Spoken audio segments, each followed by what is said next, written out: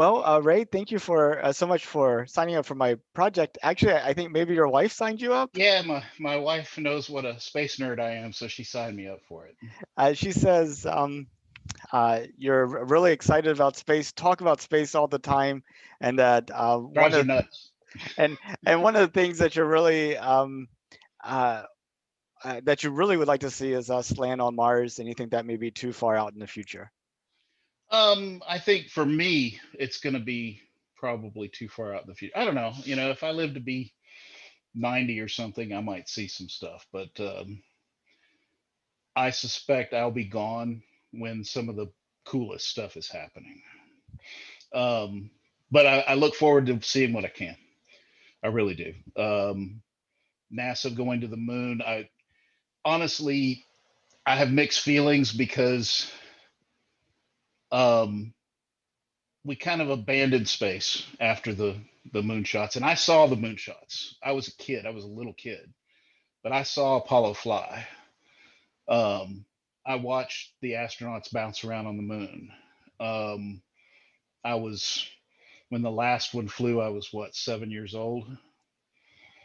Um, I remember laying on the carpet in the house and holding a pencil like a rocket, and watching the rocket fly and playing like I had a rocket in my hand or whatever. I remember that because it was um,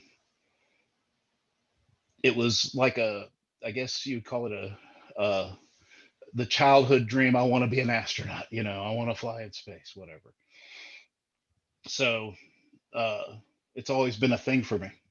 Uh, Watching SpaceX do what they do is it's some real Buck Rogers stuff. Yeah, and a lot of people that are listening to this won't know what Buck Rogers is, but that's okay. Uh, Rockets land after they go up, they come down, they land, use them again. Um, you know, People saw the shuttle come and go, some of them, and it was kind of reusable, but a lot of stuff got thrown in the ocean, whatever. So SpaceX is doing something really special, You really know special. that the archaeologists of the future is going to go. We know why their space program wasn't successful. They sent all their rockets to the bottom of the Atlantic. Yeah. Well, and that's um, I think about things like Venture Star, which we spent so much money on, and a lot of people don't know that NASA built these um, linear aerospike engines that are capable. They're capable of doing the Venture Star thing, but we couldn't build the fuel tanks at the time when they were trying to do it. Now we know for a fact that we could build that craft. It could fly. We could have a for all intents and purposes, a space plane rocket that just constantly going up and down. We could do that. And we abandoned the project because at the time we couldn't do it. And now all the money we spent, and it was a lot of money. A lot of money was wasted.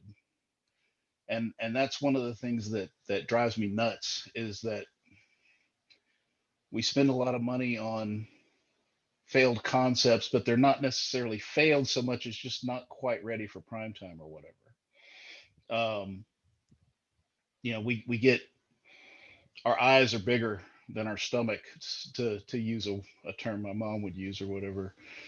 Uh, we took on more on our plate than we could eat at the time, but um, we we stepped back from space. It was expensive. We had problems right here at home, and I still hear people say things like, um, "We shouldn't be spending money on space. We shouldn't be spending all that money." And I'm like, you know what? The United States, the biggest country in the world beside the United States, only has two aircraft carriers, and we got 20. Okay. All right. We've got 20 aircraft carriers, and the next biggest nation has two. All right. So we've got the world beat in naval power by the factor of 10. If we can spend that much money on aircraft carriers, you know how much an aircraft carrier group costs per day to run? Okay. If we can spend that kind of money, and we can't, our country's broke. Okay. But, nobody wants to admit it. But if we can spend that much money a day to keep useless aircraft carriers that we're not doing anything with afloat, then spending a little bit of money to go to Mars in little tin cans is not a big deal. It's just not. It's a drop in the bucket, and people just don't understand that. They well, we could feed the homeless and house them and everything, and we've been trying to do that for years. We've been trying. We sent food all over the world, and in a lot of cases, the warlords that run those countries took the food and kept their people from eating it. So we try, but we can't fix everybody. We can't, it's been tried for hundreds of years. People have been trying to fix everybody else's problems, and you can't do it. But we can make our race more survivable in a very uncaring universe. We need to be a multi-body species. The dinosaurs didn't just decide to kill themselves one day. Something came along and wiped them out. And if we don't want that to happen to us, we need to be on Mars. We need to be in the asteroid belt. We need to be on Titan. We need to be on the moon. We need to be everywhere. We need to be out as fast as we can. We need to be out so that we can survive as a species going forward through the future.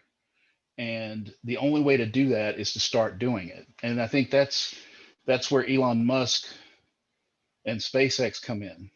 He has a real commitment to colonizing Mars and making it another place for humanity. And I think that the reality of that is that he understands. He's got kids, and their kids are going to have kids one day. And I think he's trying to make the world safer for them by giving them options and giving humanity options. And he's committed to it. Which if you saw that, did you see that test flight?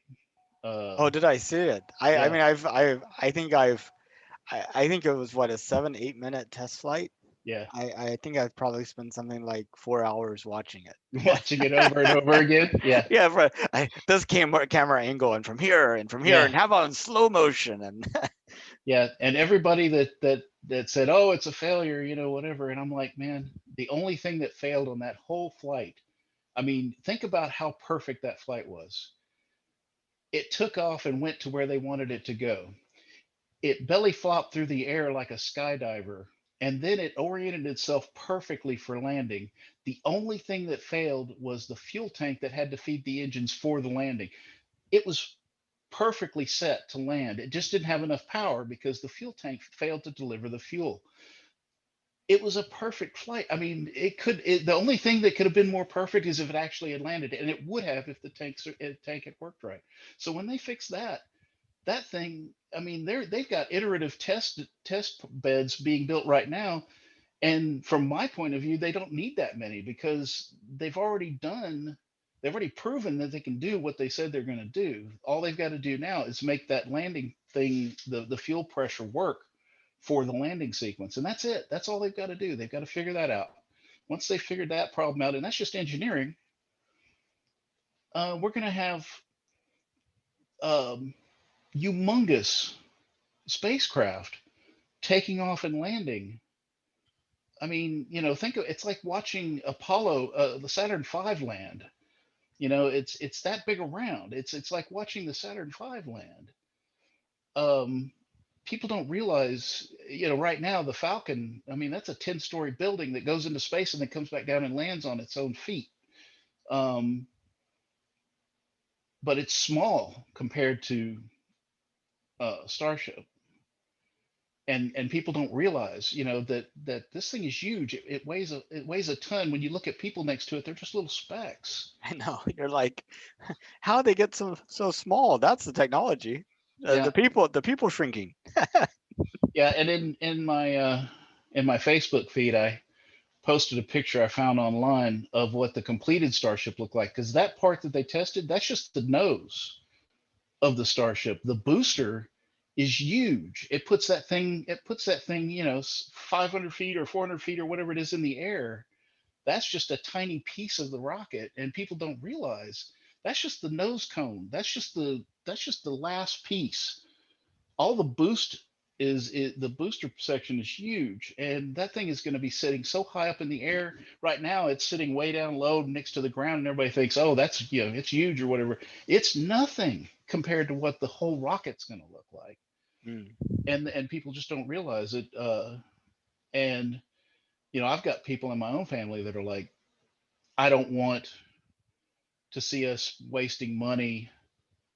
Elon Musk got all this government money and he's just wasting it blowing rockets up out there in Texas or whatever. And it's like, no, he's not wasting. He's iteratively testing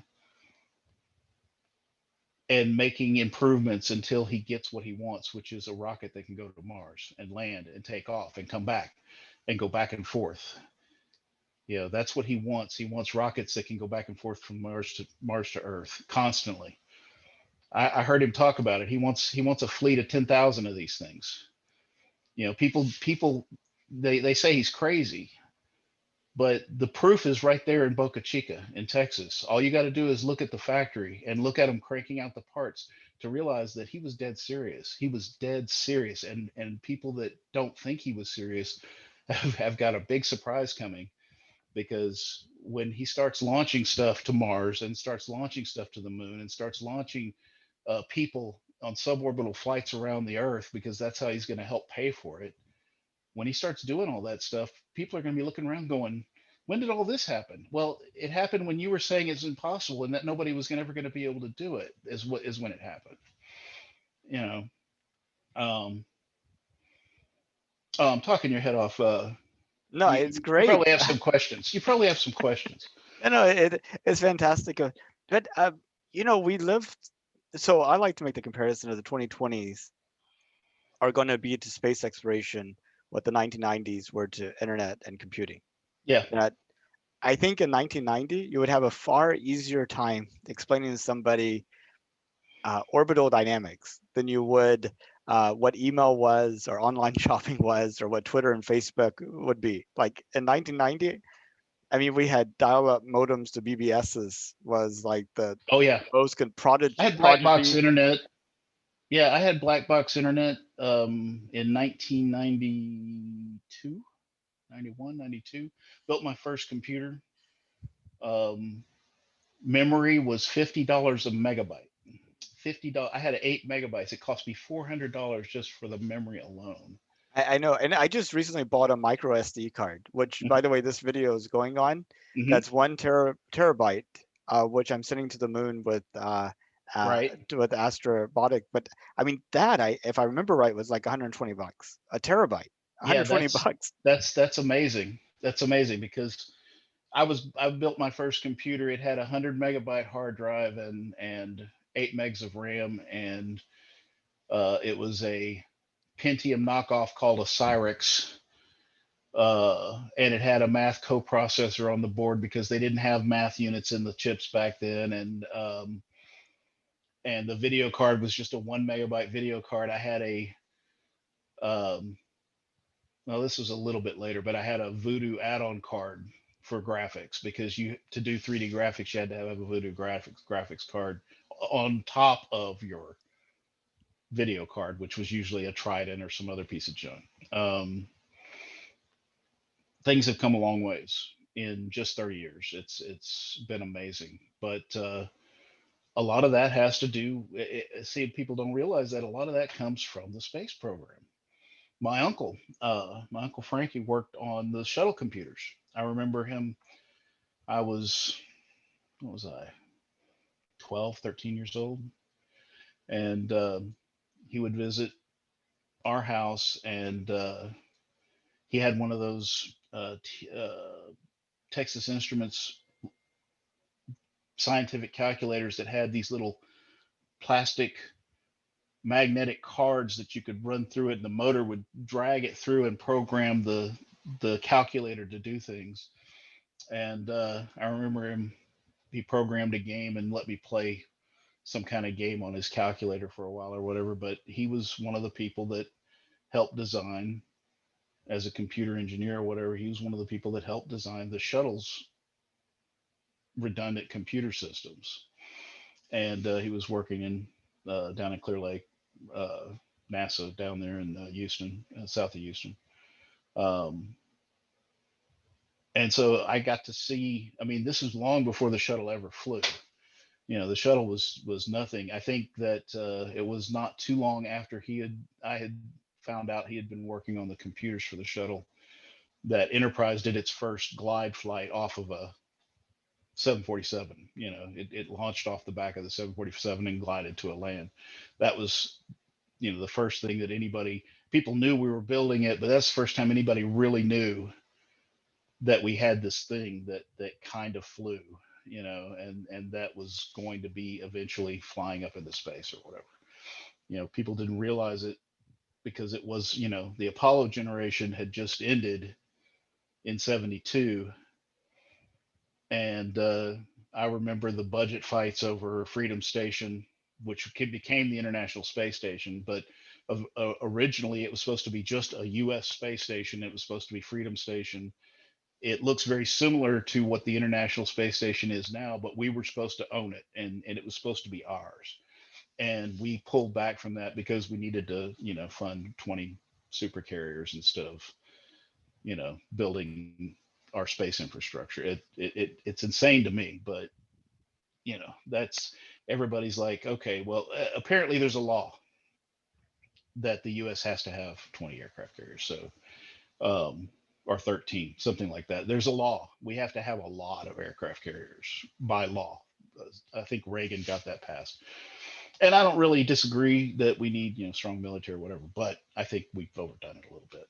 We could spend a little more on space exploration, maybe cancer research, some space exploration, and just stuff that would be easy to do, that we could do, and we don't do.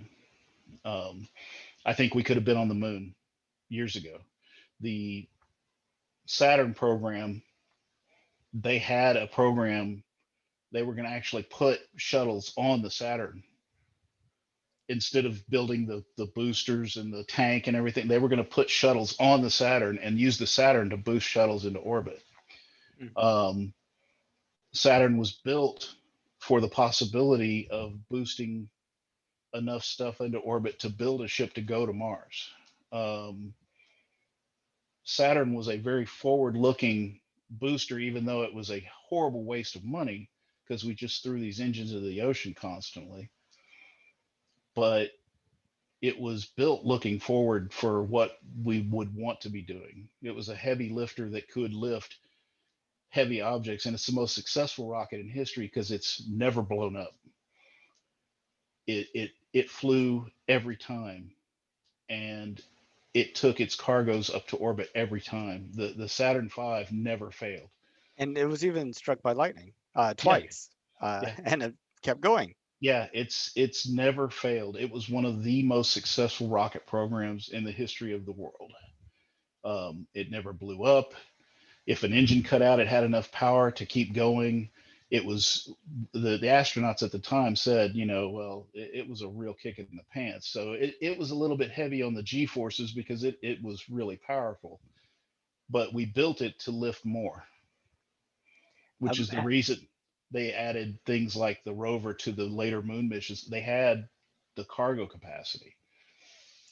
have you seen that Apple TV series called For All Mankind? I have not. I have not seen that. I think you'd really enjoy it. It's like set back in the 1960s, and the Russians beat us to the moon.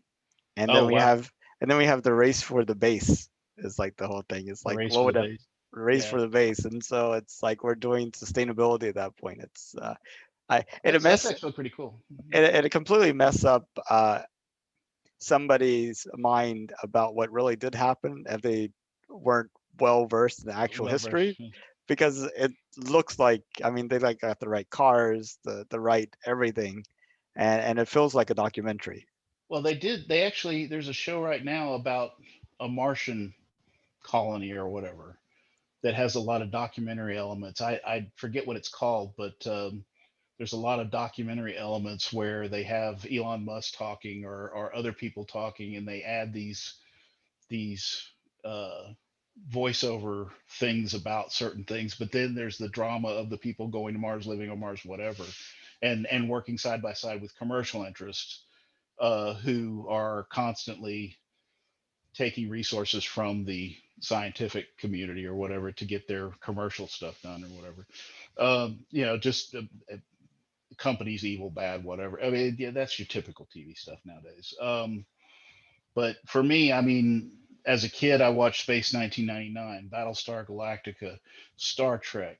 I remember standing in lines for Star Wars. People nowadays wouldn't even understand standing in lines for a theater.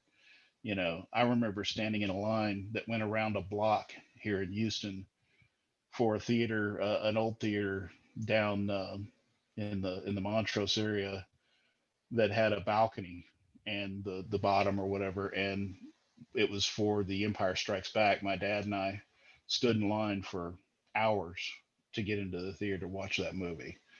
Um, People nowadays, they wouldn't even begin to understand that, but Star Wars at the time was amazing compared to everything else that was out there. The special effects were so good that you had to see it, you know. And I remember things like Alien, which is one of the best scary movies ever, and but still set in space. The new versions of Battlestar Galactica, the new Star Treks. I've seen them all. Seen all the different Star Trek series. Stargate SG-1, Stargate Atlantis. Um, the list goes on and on. A Space Above and Beyond that didn't last, but I wish it had. All kinds of stuff that I've watched because I'm drawn to it. It's what I want to see. Science fiction is my thing because it shows us a possibility, and a lot of those possibilities are well worth fighting for. And I also learned, I guess I was probably a junior in high school when I realized that this planet could be obliterated by a big rock from space, and nobody could do anything about it. There's nothing we can do about it. If it comes, it's come. People talk about, you see these movies where people nuke it, or they drill a hole and nuke it or whatever, and we're all saved. I'm sorry.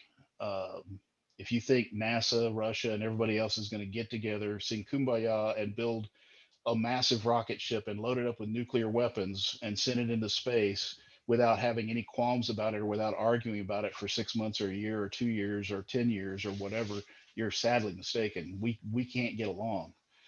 Uh, So and don't forget about schedule. I mean, it could be like James Webb and SLS. It's like yeah, we're gonna have to push it out 6 months. No, you don't understand. yeah, yeah. There's a rock coming, and we've got a certain amount of time. We know it's going to hit. We have to do something about it. And everybody's going to be going, well, what do you propose to do? Well, we want to send Bruce Willis up and drill a hole and drop nukes in it and blow it up into a bunch of little fragments, so it'll rain down on us instead of slamming down on us. And so maybe we'll survive because it'll just, be a widespread shotgun pattern of destruction instead of a big giant hole with a fiery shockwave that goes all the way around the planet. People just don't get it. They don't get it. We are on a lifeboat, and it's a very fragile lifeboat. The atmospheric skin of the Earth, compared to the size of the planet, is paper thin. It's almost nothing around our planet. We don't have any protection. Unless you believe in God or something, we don't have any protection. And if you think back to the what was it? I forget the name of the comet that struck Jupiter Oh, or it was like Saturn. Hellbop. Yeah, Hale-Bopp or something like that. When that struck that gas giant, the fireball was bigger than our planet. That came off the atmosphere. The fireball from that was bigger than our planet. People, they don't realize how fragile we are. Everybody's so wrapped up in, I got to pay the bills and I'm going to starve to death if I don't work. And And I get it. We have to think that way, but we also need to think long term for our species. And as a species, this the Earth is basically, I liken it to a bird's nest. A bird's nest, when birds are done living in it, is horrible. They've crapped in it. There's bits of dead food and everything. I mean, it's horrible. It's been basically made nasty. Okay, but then the birds have left and they've flown off. Okay, so yeah, maybe we'll mess the earth up. People. I don't think that's going to happen. I myself have seen in my lifetime, when I was a kid, going to Galveston was like wading in sludge. You couldn't see anything in the water. Um, you were lucky if you didn't step on, needles or whatever. I mean, it was just horrible. It was horrible. There were no dolphins. DDT had wiped out the pelicans. We literally had turned it into a non-existing biome. And now, if I go down there, there are flights of pelicans. I mean, flocks of them flying along in formation and diving and hitting the water. You can see them. There are dolphins in the bay, which I never saw as a kid. They're there now. People don't realize how much cleaner it is. The environmentalists are so determined to find the bad that they don't realize how good it is compared to what it was just 40 years ago or 50 years ago. It's gotten so much better. You can actually see in the ferry landings, you can see rocks under the water because the water's clear enough that you can actually see it. It's been We're cleaning it up. And so, you know, people just don't realize how much better it is. And it's kind of funny. I think it was back in February, or January. I was interviewing somebody. My original plan was to interview random people on the streets. Just Hmm. hey, did you know we're going to the moon? What do you think Yeah. about it? Would you go? That type of thing. Anyway, so I was interviewing a person, a parent at the tennis where my son goes, and she said, I don't think we should go to the moon because we messed up the Earth. We shouldn't mess up the moon too, which I thought was really kind of funny from the standpoint of, if you think about the environmental movement, I believe the moonrise pictures credited with a lot of, kind of being the poster child behind that movement and kind of helping to organize a lot of the energy there, The which pale has done blue a, dot. yeah, the pale blue dot, which has done a lot of good things. So it's almost like, in some respects, that the moon program planted the seeds to end the moon program, from the line of that thinking. It's just kind of, Yeah. Well, it's one of the greatest things I have seen in a long time was the movie Hancock. The same face of the moon always faces our planet. Always. No matter what phase it's in, it's always the same face because it's tidally locked. So Hancock at the end of the movie goes up and does this guy's big giant heart emblem on the moon. So everybody sees this heart every night, you know. And it's like, I think that it's very possible that we could build enough construction on the moon to see it from here with the naked eye. We could do it. We could do it. It would be like building Great Walls of China, but we could do it. And there's enough resources there. We could do it. Even if we had to build in stone and epoxy to put things together, uh, space dust and epoxy or whatever, we could do anything we wanted on the moon and it would be visible. A lot of people are going to say, "Oh, don't ruin the night sky for people and their telescopes and whatever. Build on the dark side, build on the backside." And that may be the way it works out. But um, if corporations become as big as I think they're going to be in the future, forget the individual guys that are worth $250 billion or whatever. Um, Companies are so big and so powerful now, and I think that a lot of the TV shows and movies that have showed a history where corporations are even more in control of everybody's lives and everything, I think that's actually going to be very, very true in a lot of senses, unless people move someplace and say, we're not allowing that here. There's no company store here. We're going to be free people. Unless people demand to be free in places like Mars or whatever, they're probably going to be at the mercy of a corporation, a company, or individual, or a national government on back on Earth or whatever. But people don't think about it. They don't think about it. But we might mess this nest up, but we need to get out and create other nests and bigger and better ones out there. And we need to become self-sufficient out there, which means shipping a lot of materials off of Earth, um, seeds, soil, are learning better about how to do hydroponically grown everything. We're going to have to. There's technology I know that they're working on, printing technology for things like organs, people's organs and things like that. Well, what about vat grown beef? Instead of having to keep a cow growing the cells of beef so that people can have meat, instead of just soybean or tofurkey or whatever, we can have actual beef or whatever. It's going to require an investment in research, development, building, etc. Um, but there's so many things that's going to come from us being in space. Um, Perfectly smelted materials, because in zero G, all of the impurities will be easy to remove from the metal. Um, I read a book about a guy. It's science fiction, but I was looking into it, and it's possible.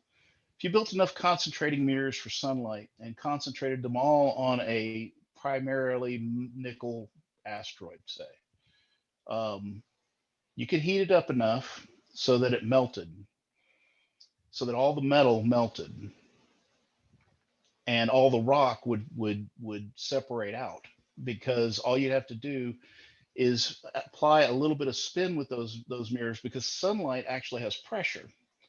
So if you put just a little spin on it while you were heating it up, it would it would go in a circle, and the metal would congeal into a ball, and the rock would come out of the asteroid, and you'd have a big giant sphere of solid metal, and it'd be pure.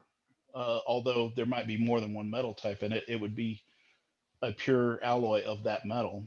And you could technically take that and stick a high temperature probe into it, a big one, and fill it full of nitrogen gas and blow it up like a balloon. And you're talking about an instant space station. It's an instant space station. You've got a metal globe as thick as you want it, because you can stop blowing it up when you're ready. So the metal can be as thick as you want it. So it's armored, and you can build it out on the inside however you want. So this is something that all it takes is some giant mirrors. It wouldn't take that much. It's an infrastructure, it's industry. But if you think about like a whole coastline, like here in Texas, the Texas Gulf Coast, from Galveston over into Louisiana, I mean, it's just huge refineries, and the what do you call them, the ports, the big ports, the cranes, the stacks of cargo containers, all that stuff. Yeah, it took a while to build, but we built it, and we did it because it was a good idea. And I think that's what's going to happen in space. At first, nobody's going to know what a good idea is, but eventually we're going to find some good ideas up there by people who are living out there, and they're going to do things that we can't even imagine right now, because they're going to see a need, and they're going to find a way to do it. Just like Elon Musk is like, I want to get people on Mars, let's get going. And he started hiring people to do just that, and that's what they're working on, that's what they're building. You can't stop human beings if they're focused and working towards a common goal, be it a company, a nation. When the US said we're going to go to the moon, everybody was standing around going, what? How are we supposed to do that? That's crazy. 10 years? You're out of your mind. But we did it anyway.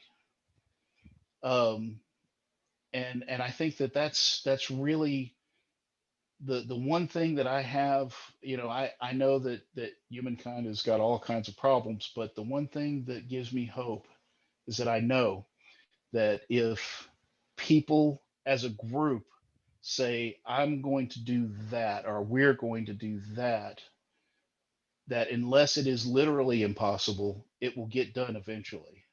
As long as the desire and the drive is there, it'll get done. My fear is that Elon Musk's SpaceX suffers so much catastrophe that they have to shut it down. My fear is that SLS becomes the financial boondoggle that I think it already is, because it's not reusable or whatever. And that will draw, again, as a species, will draw away from space. And that terrifies me, because while I may not be around to see it, there's enough potential disaster in our future that I feel like we really need to get people off this planet in a sustainable environment somewhere, as a second lifeboat, so that if this lifeboat sinks, we've got another one. And a lot of people don't see it that way, and I understand. It's a very much a here now, in front of my eyes. There's trash, and there's infrastructure problems, and these people aren't being fed, and these people don't have a place to live, and these people have mental health problems, and I understand that. But you got to take a step back and look at the big picture and go, okay, well, that's important, and we can do those things, but mankind has for thousands of years had problems. You can go back through all the recorded history, and you'll find that there were poor people, and there were starving people, and there were people that didn't have homes, and there were slaves, and so forth and so on. I mean, humankind has always had these problems. They've never gone away. They've changed in what they look like and how they are, but we've always had these problems. So instead of focusing on problems we've always had that we haven't been able to fix because we literally can't change humans' mindsets, because we think the way we think, and it makes these conditions happen. Human suffering is a symptom of our mindset as a race, um, or mental health disease, whatever. But going to Mars and setting up a not only just some little scientific colony, but a civilization of people that can live there without our help. We don't need to send them food, oxygen, nothing. They can do everything themselves. That's what we need. We need them on the moon too, and that's going to be a lot harder, because the moon's a lot harsher environment than Mars, and Mars is pretty harsh. But I've often yeah, thought about this. You know, I getting to the moon or Mars is a very difficult thing, but I think if we understand what's going to require to do that, living in a self-sustaining way, I feel like we feel like that's all going to be worked out, but I think there's a lot of problems and technologies and issues that we have to overcome there. And I think it'd be far easier to prove those technologies out here on Earth. Like, I mean, we really should have like pseudo space colonies here on Earth that are 100% self-contained to start understanding how do you produce enough food for the people in the colony on such a small footprint, and how do you make sure you have the right combination of skills and the right social structure to make it all work.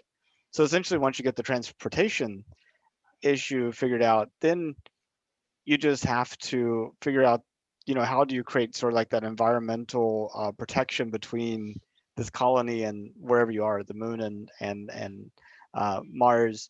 But wherever. you have the inside part already sort of figured out, and I feel like that's something that would be in the realm of just several interested people kind of coming together and sort of putting together a prototype, testing it out for 5, 10 years, you know, re kind of doing it. And I was just wondering what you thought Well, about that.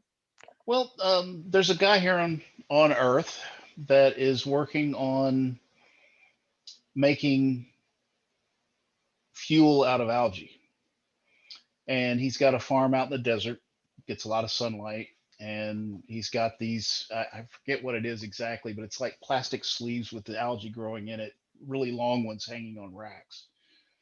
And he obtains from this algae the materials needed to make a biofuel. Um, but growing the algae it's a hydroponic process in the desert basically that uses as little water as possible while producing as much. The algae is apparently fast growing, what have you, and produces a lot of energy from the sunlight that the algae absorb. And if you go to a place like Mars, you're getting less sunlight than you do here on Earth as a total because it's further away, but there's no atmosphere really blocking it. So you're getting a lot more pure sunlight and radiation, which should help with the growth of something like that. We already do hydroponic vegetables. There are grocery stores that sell hydroponic tomatoes all over the place. They're grown indoors, uh, shelves and racks. I've seen wineries out in the West Texas desert that are completely enclosed. They're tents because there's obviously there's air and everything, but they're running water through tanks to grow their grapes. They're not, the soil is junk. You can't grow there, so it's hydroponic grapes. Just huge fields of them. And I think you hit the nail on the head without intending to. You said small footprint, and I think that's where people see things like that picture behind you with the little lander and the little guy in the suit and the little rover or whatever, and they think, oh, we just can't do anything. I'm thinking mega malls on Mars and the moon. I'm not talking about little floating habitable structures that we blew up and sealed with epoxy or whatever and plasticized or whatever, and we're living in little boxes or whatever. Human beings were not meant to live in tiny enclosed spaces for long periods of times. It drives us crazy, which this lockdown has proven by the 30% increase in suicides, in depression, in therapy. Therapists and psychologists and psychiatrists are booked up. You can't get to them. There's not enough health care in the world for being locked up. And we can go out in our backyards and stuff, and you can't do that on Mars. Mm. So we already know this is a giant space experiment we're in right now. We already know that human beings are not built to live in tiny enclosed spaces for long periods of time. So we literally have to build parks. We have to build giant domes or giant underground spaces. We have to make space so people can run around a track and so they can socialize in a large open area. And as a species, we need that. So we can't think about tiny things. We have to think about big things. We have to think huge. We have to. What did Kennedy say? We choose to go to the moon and do the other things not because they're easy, but because they're hard. We've got to think hard. We've got to think big. We have to push it to the utmost of our limits. We have to push ourselves to build as big as we can because that's the only way as a species we're going to live on other bodies. We can't live in boxes. We already know this. It's just prisoners. They get to go out in yards and stuff and socialize and lift weights and walk around and stuff. Even if it's not a huge yard, at least they get to go out in a yard, but they still have their own set of problems, aggressions and depressions and what have you, from living in their tiny environments. We already know that it's just not good for our psyche. So we've got to build big. We've got to build really big. And I think that's the reason Elon's idea is the correct one. We need 10,000 ships going back and forth constantly building a huge society. Think of it like the big highways in Houston, where you've got massive numbers of guys in construction equipment, and they're laying out these new super highways to replace the old ones because they're not big enough for all our people in traffic. But that level of construction, the level of construction where a high rise goes up in a year, where, we've got to do that, but we got to do it in hostile environments. So we've got to learn how to do that, and we have to push as a species, because it's important to our survival. But more importantly, it's important to our mental health and well-being. We have to have homes. It can't be this box that we came to on Mars to work for a few years, then we're going back to Earth or whatever. Babies have to be born on Mars. People don't think of this, but those kids are never going to be able to come to Earth. They're going to be born in such a light gravity that they're never going to be able to come to Earth. Their bones won't take it. They're going to be Martians in every sense of the word. But we have to build for that. We have to build a society, not just a box colony or a scientific outpost. Have you ever read War of the Worlds? Yeah. I love the entry. I think you did, the beginning of it. I think you did a wonderful job there. But uh, so you have all these people born out away from Earth. At some point the technology kind of stops working to transport people between Earth and Mars, and Mars continues on as it was, and Earth continues on as it was, and they no longer see each other as relating. The same peoples, and Earth, I've got to imagine, would still be kind of the better planet between the two. Yep. And I could see the people on Earth, kind of taking it easy and getting not pushing themselves and what have you. But the people on Mars, they're constantly being filtered out. Like only the smartest, the best, survive. Um, as I was reading that, I couldn't help but think that these Martians that are attacking the Earth were really the Earthlings that had gone to Mars hundreds of years earlier. Just wondering what you thought about that. Well, okay. This is something that I've actually talked about with friends. If the Earth doesn't un- upset the Martians, they're not going to attack us. Okay, they don't need to. But let's. There's one thing that everybody needs to be aware of. The people that go to Mars are not going to be the people that clean the bathrooms. Okay, the people that go to Mars are going to be wealthier. They're going to be smarter. They're going to be educated, and they're going to have vision, because you don't go. Basically, it's like the people that came to America. They were running from religious persecution in some cases, but in other cases, they had wanderlust. They wanted to explore, and not only that, but they wanted to be free of the confining constructs of society that they were leaving behind. They wanted to create a new paradigm for their existence. So they came to a new world.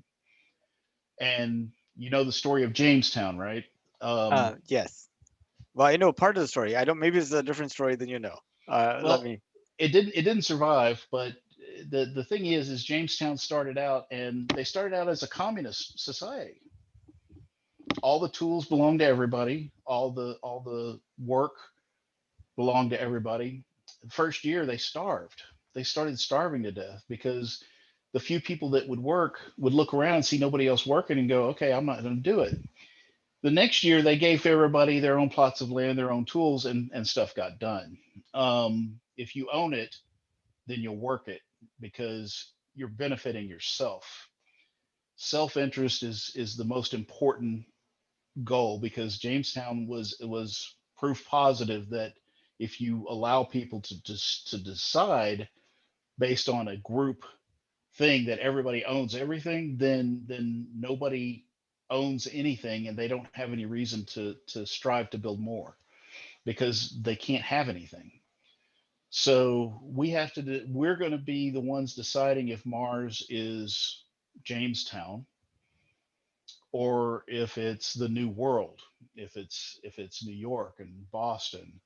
We're going to be the ones making those decisions. And all these educated people are going to go to Mars.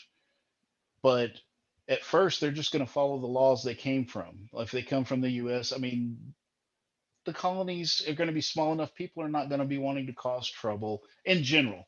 There's always some idiot that wants to muck things up, but and arguments will happen, whatever. But at first, everybody's going to be just kind of, okay, we're civilized, we're trying to survive here.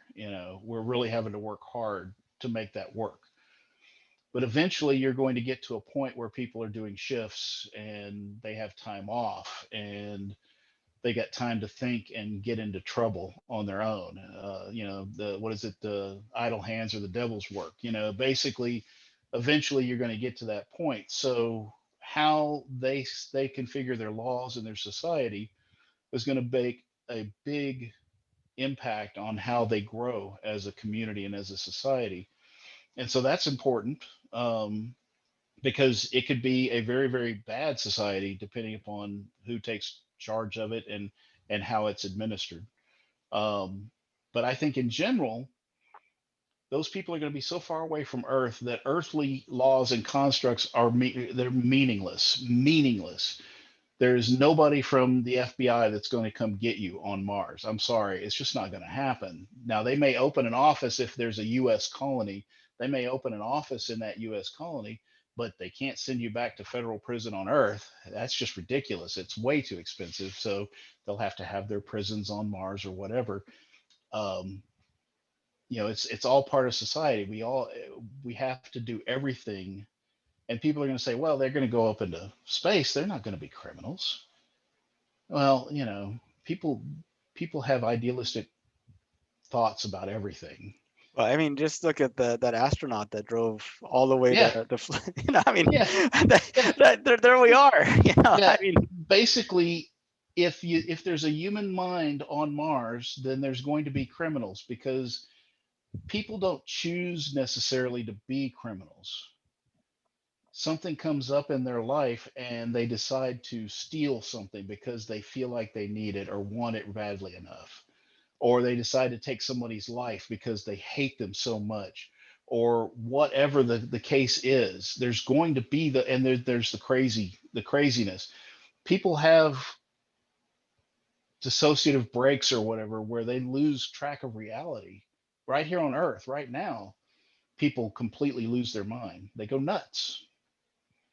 um, and it may be a chemical imbalance. That's neither here nor there. The point is that if you take people anywhere, you're going to have people problems, and it doesn't matter how smart they are, other than maybe they'll be smarter about getting away with it, so it'll be even harder to find them. But people don't realize being a serial killer on Mars is going to be hard and easy all at the same time, and because you can just wander off with somebody with a spacesuit going on a walk to explore, and you're talking, and then you just take it in your mind to kill them, and you mess up their suit or whatever, and they can't do anything about it because they didn't expect you to make it impossible for them to live. So, and then the body's off, cover it with rocks and walk away. There's going to be people that do bad things, so they're going to have their own laws, their own culture. My point is basically they're gonna grow their own government because they're too far away from us to do anything for us to do anything about it. So they're gonna have to have their own structure. now, we were talking about the size of the footprint, and I agree with you that like the larger the footprint, the easier it is to create kind of like a habitat and social system that will be sustainable and better for people. But also, you kind of create these control points as well. I mean, at the company store, they can keep you from getting food or water, but they're not going to turn off your air. If you're dependent They upon, might. well, I mean, I'm talking about here on Earth. Oh yeah, yeah. Yeah, Here, here, yeah, but you're right. They very well might. I mean, there you talk about the ultimate immediate control. Everybody that's not in the office by 8 p.m., don't worry about it, or 8 a.m. or whatever. yeah, No air for you, and yeah, yeah, yeah. We'll you're just lock your cabin and vent, and that'll be the end of that. You can go into the hydroponics garden as fertilizer, and move on. Whether or not those societies become that draconic is going to be up to the people that go there, and it's going to be up to them to maintain either a free society or a society that's more based upon the collective good. And collective good has never worked on this planet, but that's because people can walk away.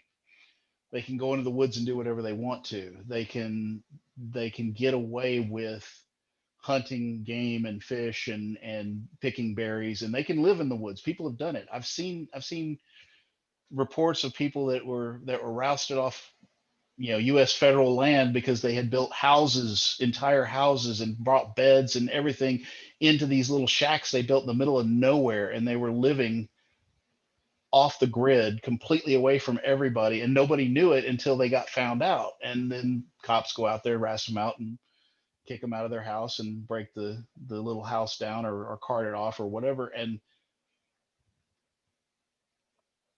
you can't really do that on Mars. You can't wander off on Mars. But, So they're going to have to make their own decisions.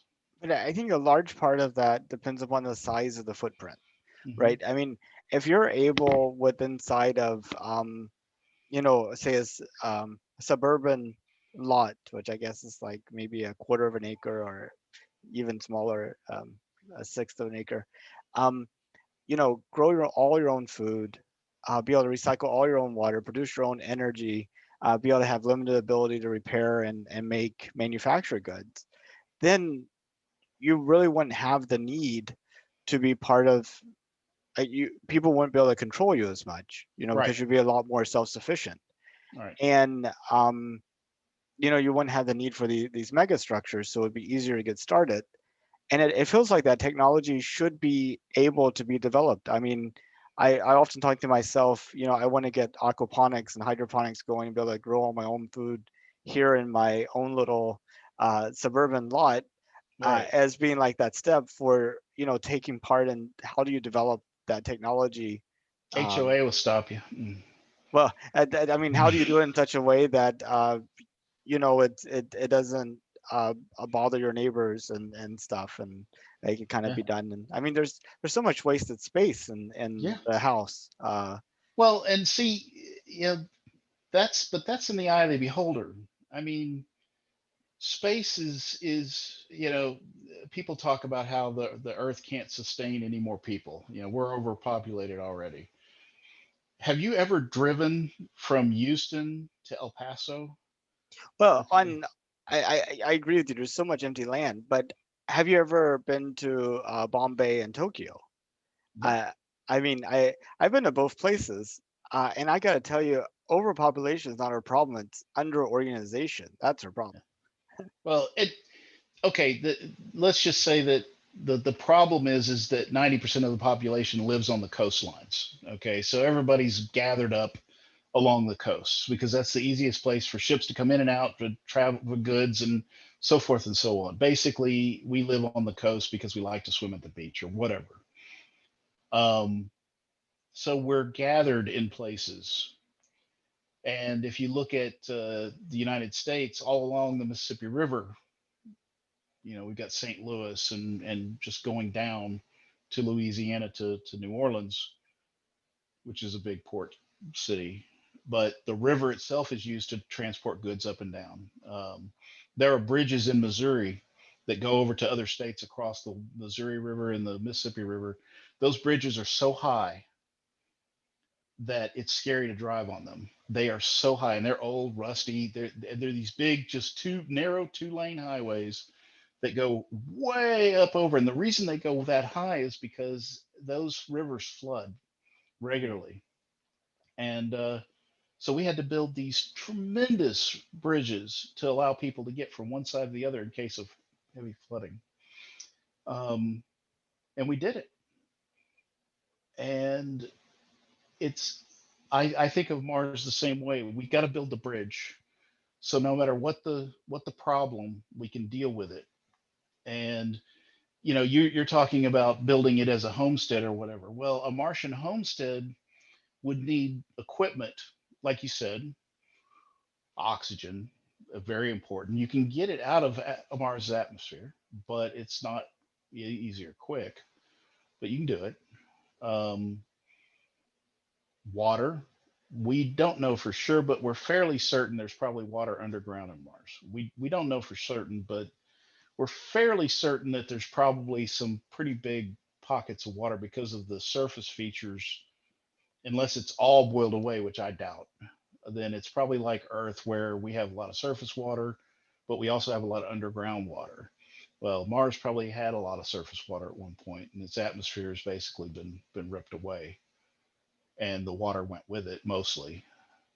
But we see evidence of its past. So there's possibly some huge underground reservoirs of that water. So maybe you can drill and get water, or make it out of the atmosphere. That will take some time, and you'll need some equipment.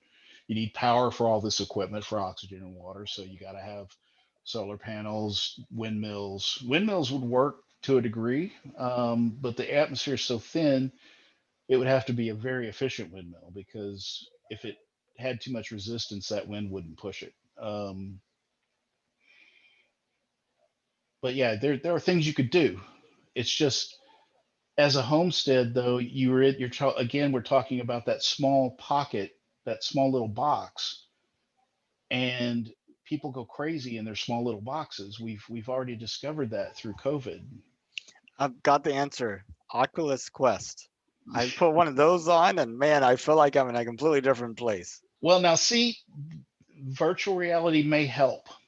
It may actually help, but right now it's very disconcerting for the mind. It's going to have to become a lot better before I feel like it would actually make do.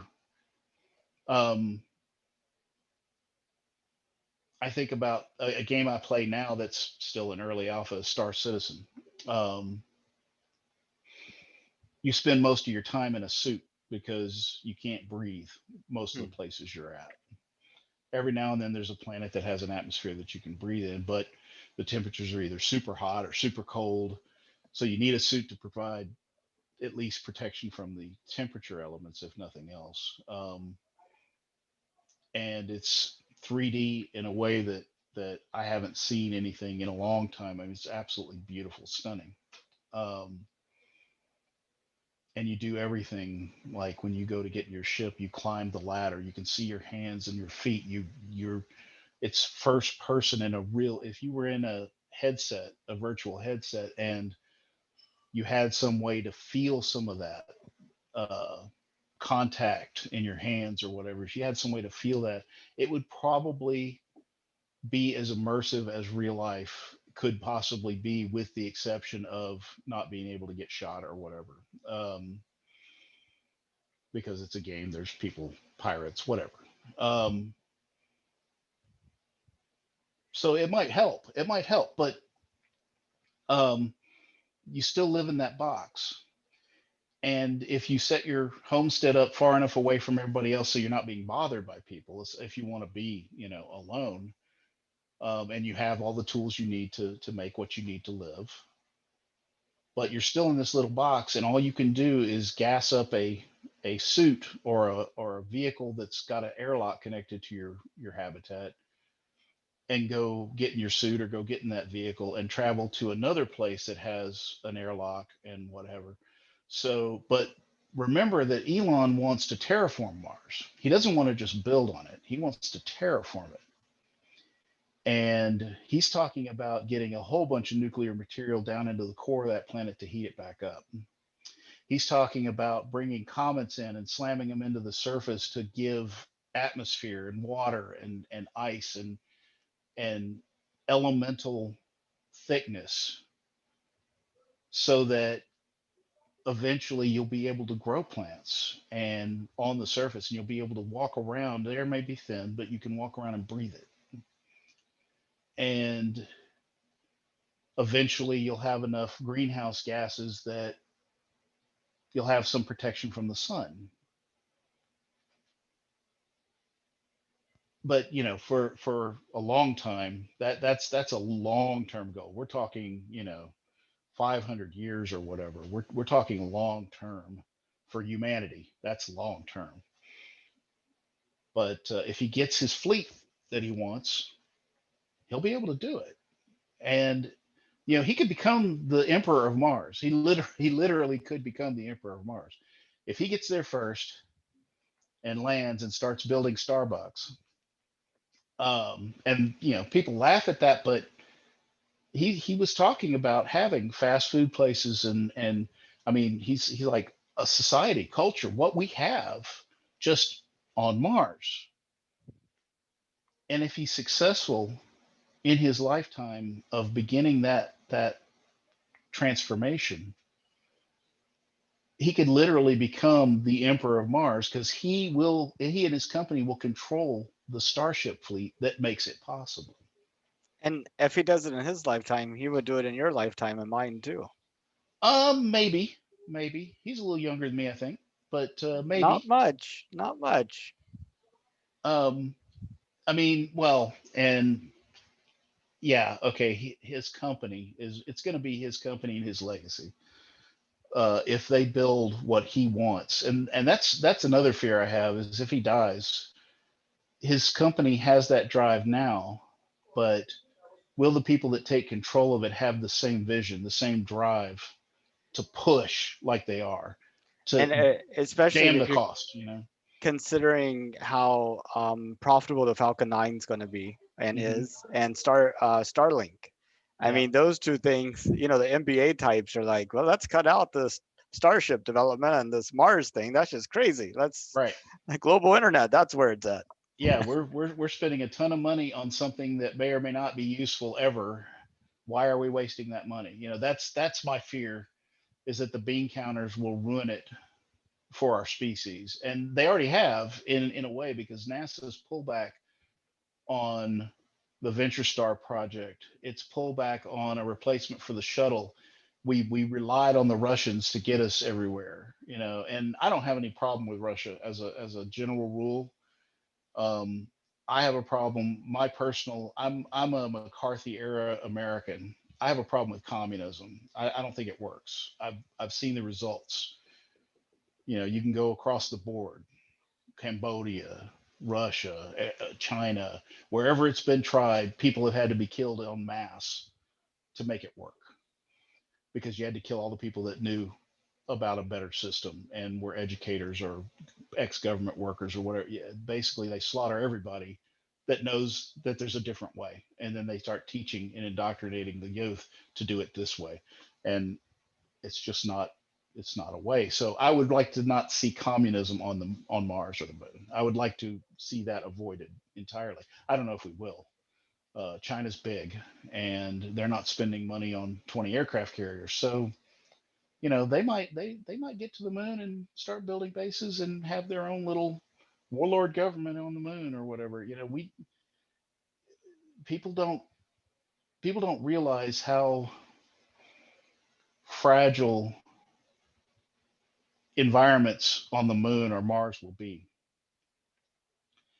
It won't take much of a weapon to ruin everybody's day on the moon or Mars.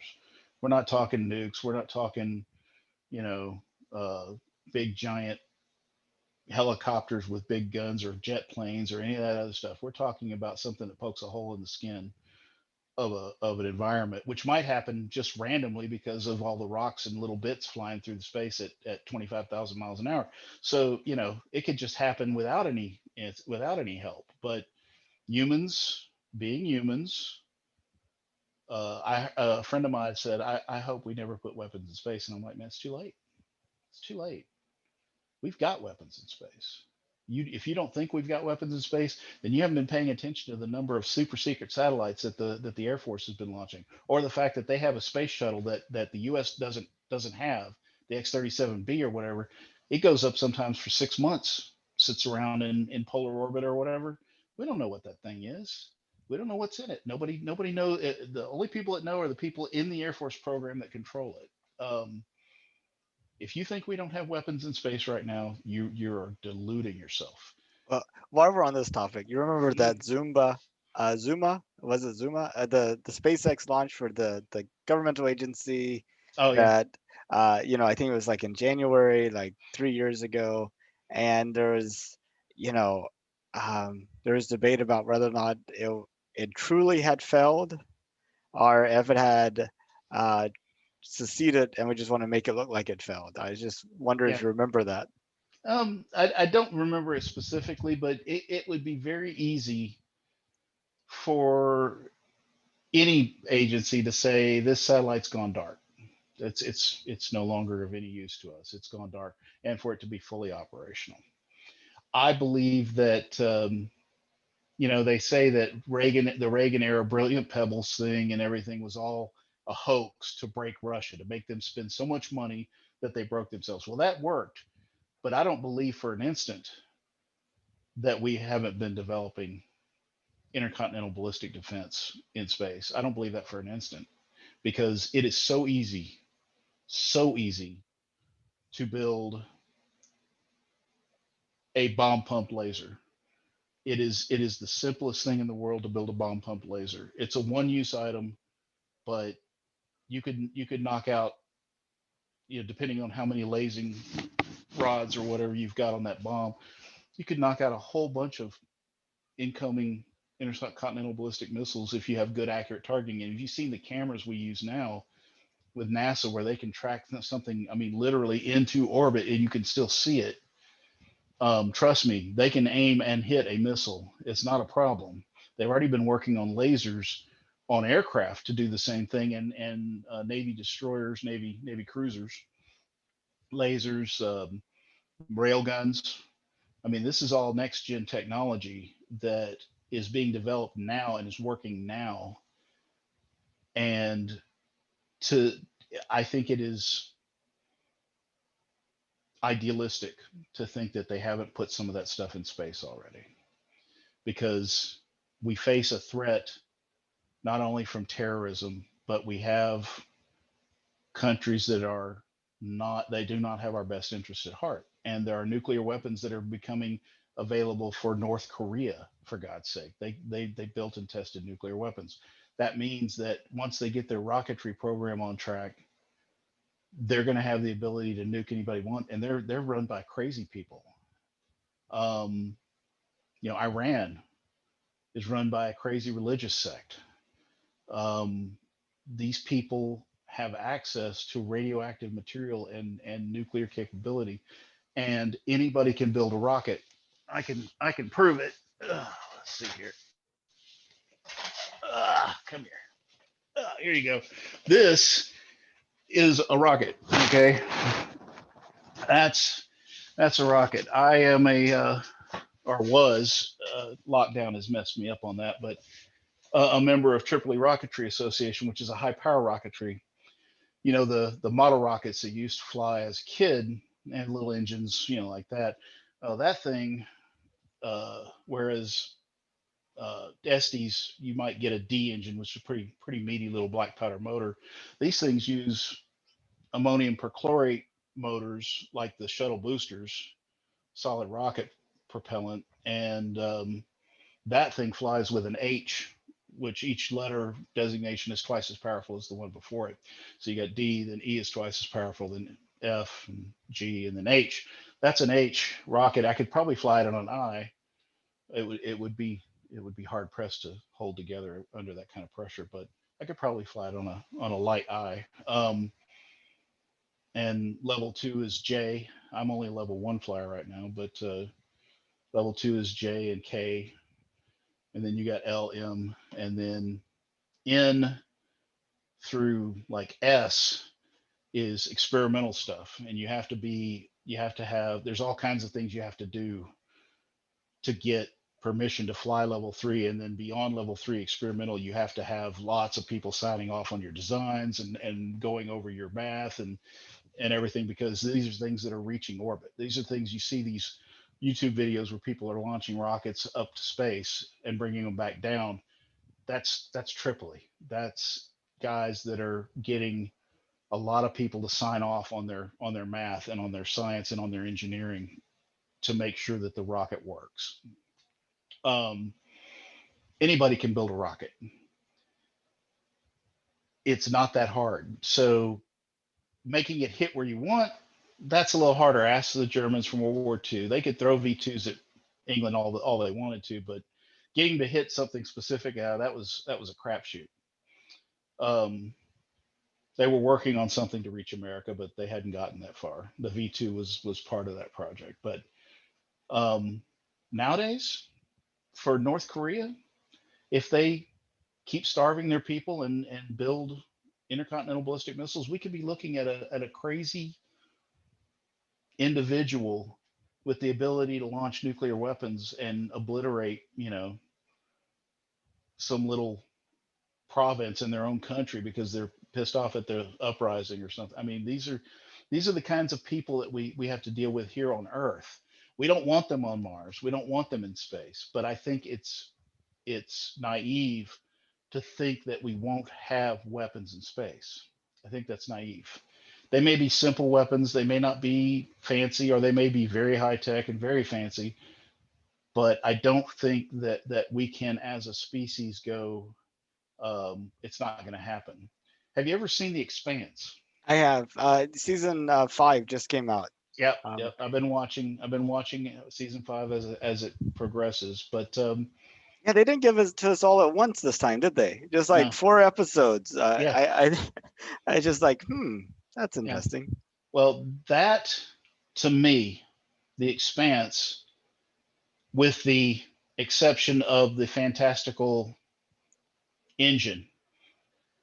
I read the books. I read all of them, so I know where the show's going, and they're following the books pretty well too, which is cool. A lot of times they completely rewrite the stuff and everything, but the books are very cool. But the guy who invented their engine that allows them to get around like they do killed himself finding it out. Yeah, He he did it through. turned off the voice activation thing, and then it was like push back and see if I can get to the Yeah, button to turn it off. yeah. He tweaked the engine, and then humanity was able to go out into the solar system and do whatever they wanted to because they had this fantastic technology. Well, that fantastic technology is their Orion drive, and if you're a space nerd, you know what the Orion drive is. The nuclear test ban treaty killed that drive. But if we were using it right now, Mars would be simple. Mars would be easy. You get to Mars in 3 days with an Orion drive on a constant 1G acceleration there and braking after the halfway mark 1G back. It's not this 6 month coast through space thing. It's being under constant G load, Uh, having the feeling of standing on a deck with gravity because you're under constant thrust in both directions. Is the Orion drive the one where they use like the nuclear pellets and they have like essentially That's a the new nuclear? version. The original version, as come up with Dyson and all those other smart guys back in the 50s, was battleships, literally things the size of battleships launching out of the desert where they tested the nuclear weapons on a column of real nuclear bombs. I mean, literally spitting a bomb and detonating it, spitting a bomb and detonating it to time for the pogo stick, the pressure plate on the shock absorber to take the explosion and then spring the ship up and literally boom, boom, boom, just a line of nuclear weapons going up into space and having something that size, the size of a battleship. And that's what they were selling Kennedy was battleships. They were saying, look, we can put battleships in space. You can have a navy in space. This drive, it has high specific impulse and high thrust. It's the baddest ass engine that exists in humanity. The thing that we came up with, it's amazing and ingenious, and they came up with it, and they actually tested one of the Bikini Atoll bombs. They actually put the metal plate. They put a metal plate on it. They wanted to track it. They wanted to see how much thrust they would get out of it, how far it would go. They actually put a big metal plate on top of that bomb, Hmm. and it left. It left the planet. They lost it. It's just poof, it's gone. Um, they know it works, and that's the reason why people are working on the deuterium pellets with laser activation of the explosion because they want small explosions for much smaller ships. These guys were working with the technology they had at the time, and their bombs were bigger, so they had to build a huge ship full of bombs at the back end so that they could spit these bombs out. And the ship had to have this huge shield for radiation to keep the crew that's up in the front safe from all the radiation being expelled out the back. Yeah, I was Um, just thinking, while you're accelerating, increasing your speed towards Mars, um, you're getting all that radiation's behind you, right? mhm. And you're getting further away from it. But whenever you turn around to start deacceleration, now you're going through it. Yeah, well, It's like, what you would have to do is you have to use RCS jets and just side slip about 100 yards or 200 yards or 300 yards or whatever, and then reverse and start braking. All that radiation would go by you and go flying past Mars and probably slingshot off of Mars and head out into deep space. Um, it'd be a nasty surprise for anybody that was at the tail end of it if it actually hit Mars and somebody was there. It'd be a very, very unhappy bunch of people. Um, but yeah, the deuterium laser thing is a brand new concept for it, and there's a school, I think it's in England, a college in England. I'm not sure about that. It's been a while since I read that article, but they're working on that kind of process for a probe to go to Alpha Centauri, hmm, and they want to get a fusion Orion drive, which is more efficient than the fission version, which is what Dyson and his crew wanted to do.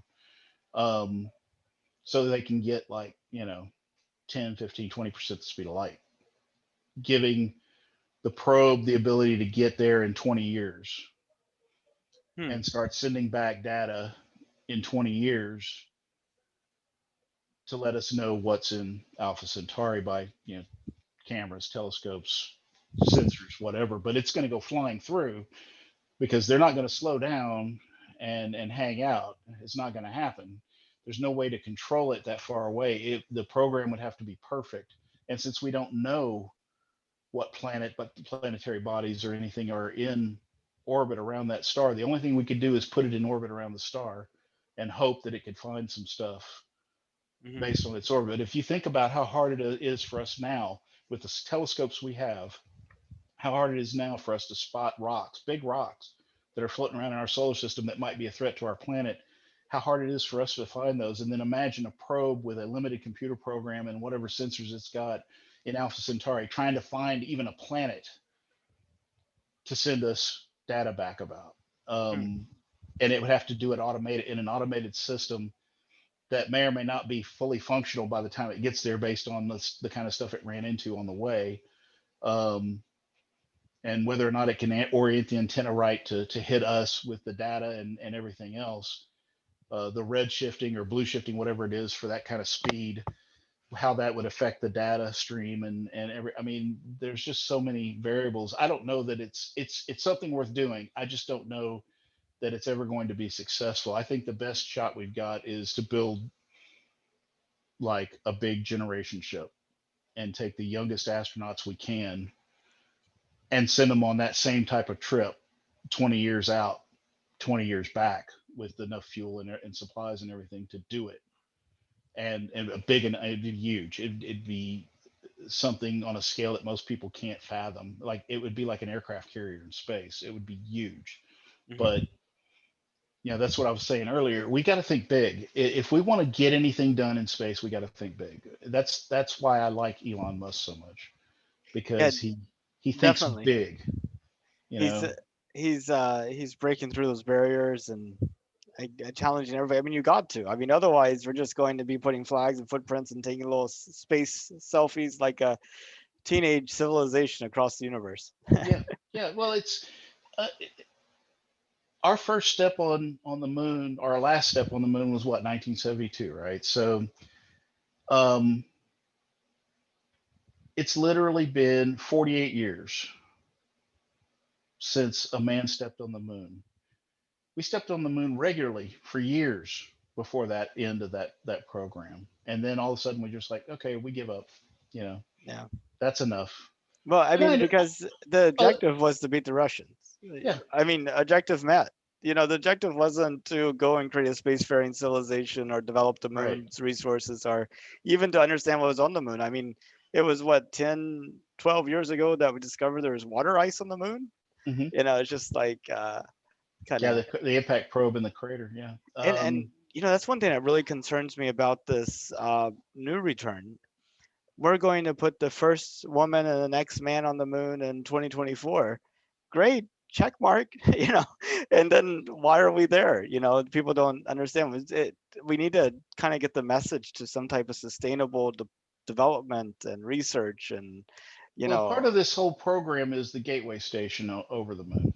mm, Um, they're hoping to use a station, a big station over the moon as a launching point because it's easier to leave the moon than it is to leave Earth. You can literally launch a rocket from the moon that's a tiny fraction of the size because you don't have to fight the atmosphere and you don't have to fight the gravity. So you don't have to have as much material to build a rocket on the moon and launch it. You don't need as much fuel. You don't need as much metal. You literally just don't need the kind of structure that you need to get out of our atmosphere. As a matter of fact, I think Elon mentioned it. If our atmosphere was just a little bit thicker, we wouldn't be able to do SpaceX would not be able to do what they do. If our mm. atmosphere was just a little bit thicker, it would be impossible to have enough delta V to sustainably get into orbit. And what he was talking about was financially. What he wants to do is make it cheap enough so that anybody with $500 or $5,000 or $50,000, whatever it is, to take a ride on Starship to Mars. He's trying to make it cheap enough per launch to do that. And he was saying, if our atmosphere is just a little bit thicker, our gravity just a hair heavier, we couldn't do it. This world is as perfect as it's going to get for people who need gravity for us to also launch off of it. If it was just a little bit different, we wouldn't be able to do it. Not with any kind of economy of scale. It would just be too expensive. It would be relegated to governments and governments only. I think that he's showing that corporations will have a future in space if they want it. When space travel becomes affordable, would you go to space? Oh, in a heartbeat. My wife and I have already discussed it. If Starship starts doing suborbital flights around the planet, we're going to go to Tokyo, or I'm going to go to Tokyo. She's not willing to ride, but I'm going to go. I'm going to take a ride to Tokyo, spend a couple hours taking selfies in Tokyo, and then I'm going to get back on a rocket and come back. A day trip to Tokyo is basically, but it's going to have to be cheap. That's it, until if the economy scale doesn't bring it down low enough, then no, I won't. But if it's high enough, I actually, to be honest with you, I don't want to go on a suborbital flight. I would rather take a ride out to the moon. Even if I never got out of the capsule, I'd like to take like a Dragon out to the moon, land on the moon using propulsive landing, and look out the window at the moon. I mean, just be able to look out the window and say, I've stood in 1/6 gravity and looked around at the moon, and then fly back to Earth. And that would make my life. I wouldn't care about anything at that point because just making it to orbit, even the suborbital flight, it'll be fun because for 15-20 minutes you'll be in the microgravity of weightlessness or whatever, and it'll be fun. I love roller coasters, so I'm one of those people that probably will not puke um, in zero G because what people don't realize is zero G is basically like the first dip on a roller coaster. It's that heart in your throat thing that you get in that first dip on the roller coaster where you're really straight, almost straight down, and you're falling for a moment before the slope of the track brings gravity into play against you or whatever. That Now, is I've what it's like actually all the time. I've actually been on the zero G flight, the vomit comet, Oh God, I would love to do that. Oh, and how I much does got a that cost? uh, I got it was about 4 years ago, I think, but I got they did like a Cyber Monday sale, and it's like Yeah, 25% off. So I actually got it for myself and my two kids. I wanted my wife to go, but I couldn't convince her. She told yeah, me somebody needed to live. yeah.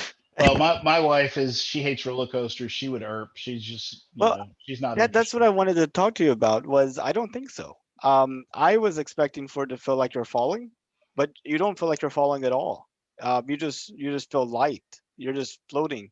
Like I would have no idea that I was floating, or I mean I was spinning even, and I had no idea.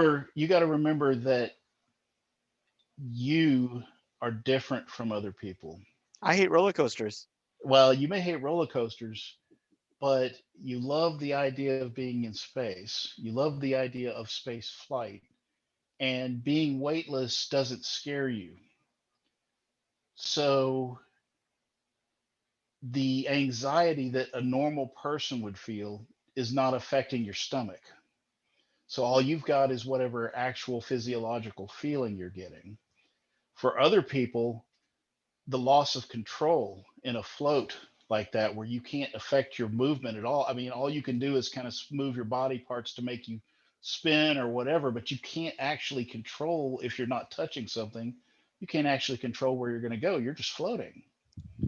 And that loss of control for most people is enough to make them puke because their sheer terror at not having any control over their body is likely to freak them out to the point to where that it's like if you ever did something really wrong as a kid and you got that pit in the stomach feeling, oh God, I'm going to get in so much trouble, well, think of that, but oh God, I don't have any control over my body. It's the same gut reaction.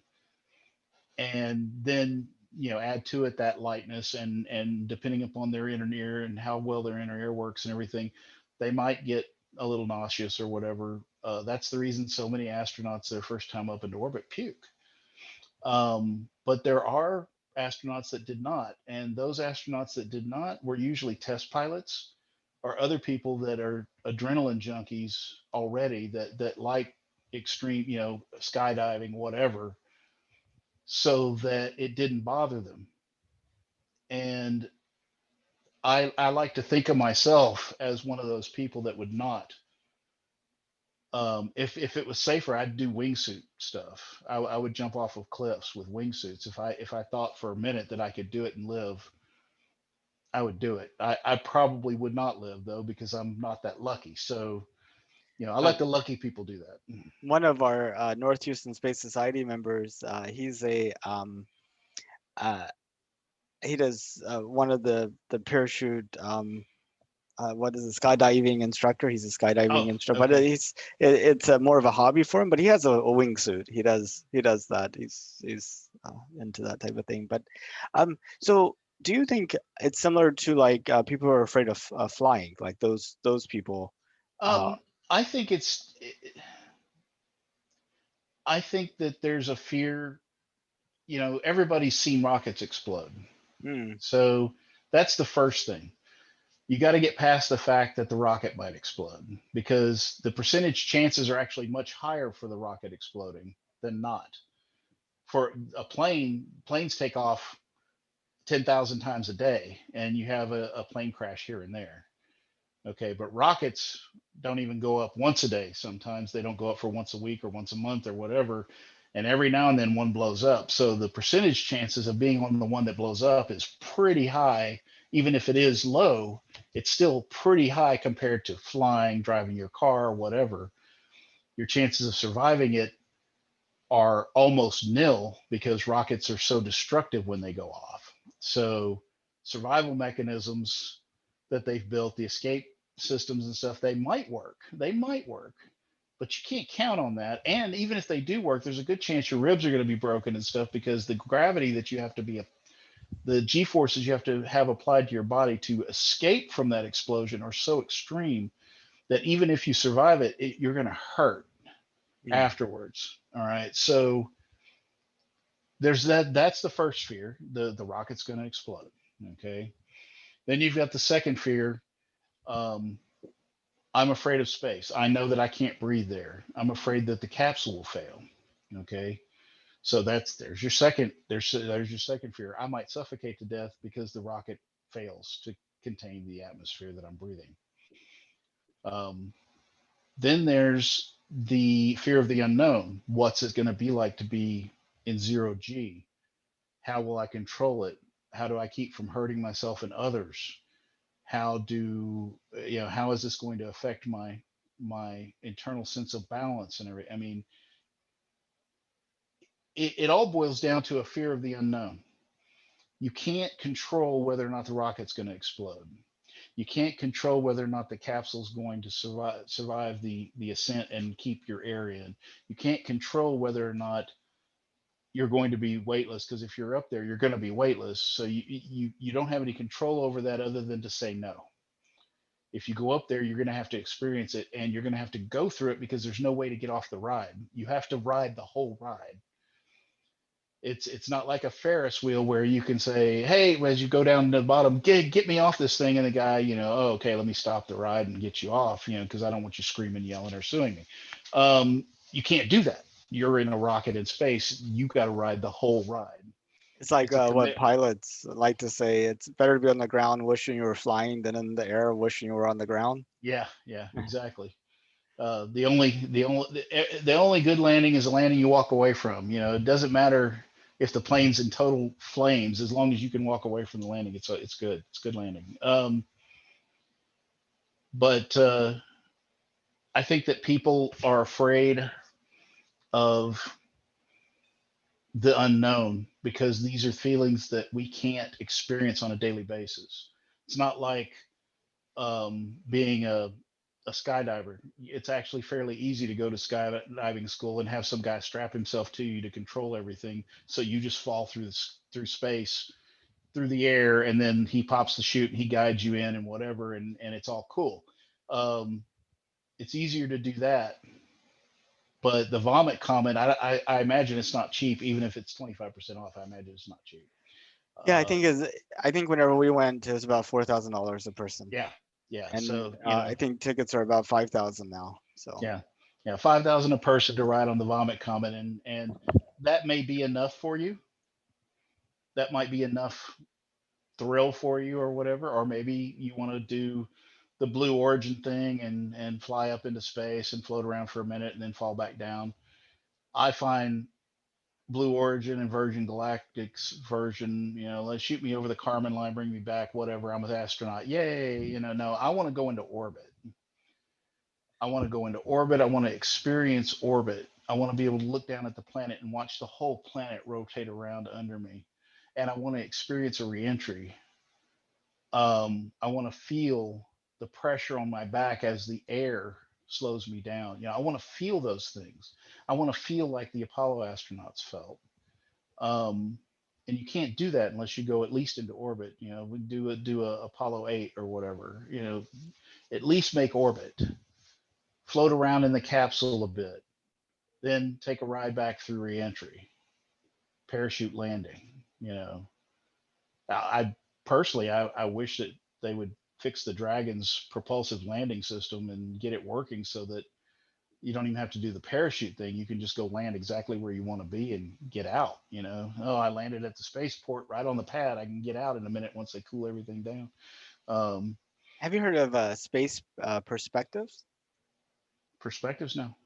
Yeah, so you remember Biosphere 2 that they built out Yeah. in so two of the biospherians, Jane Poynter and Tabor McAuliffe, they started a space company out in Tucson, um, and then they've left that, and well, then they started another space company out there to make the high altitude balloons.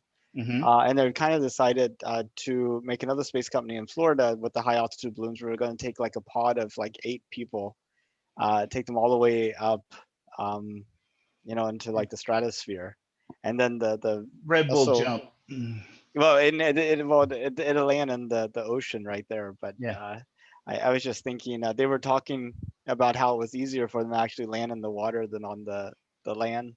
I thought that's kind of Yeah, if you've got a floating vessel, it's actually safer because the water can take some of the impact. Because even the Apollo astronauts, I mean, well, say the Russians, when they bring them down and land, the last bit of landing is pretty jarring. oh Because my gosh, I know.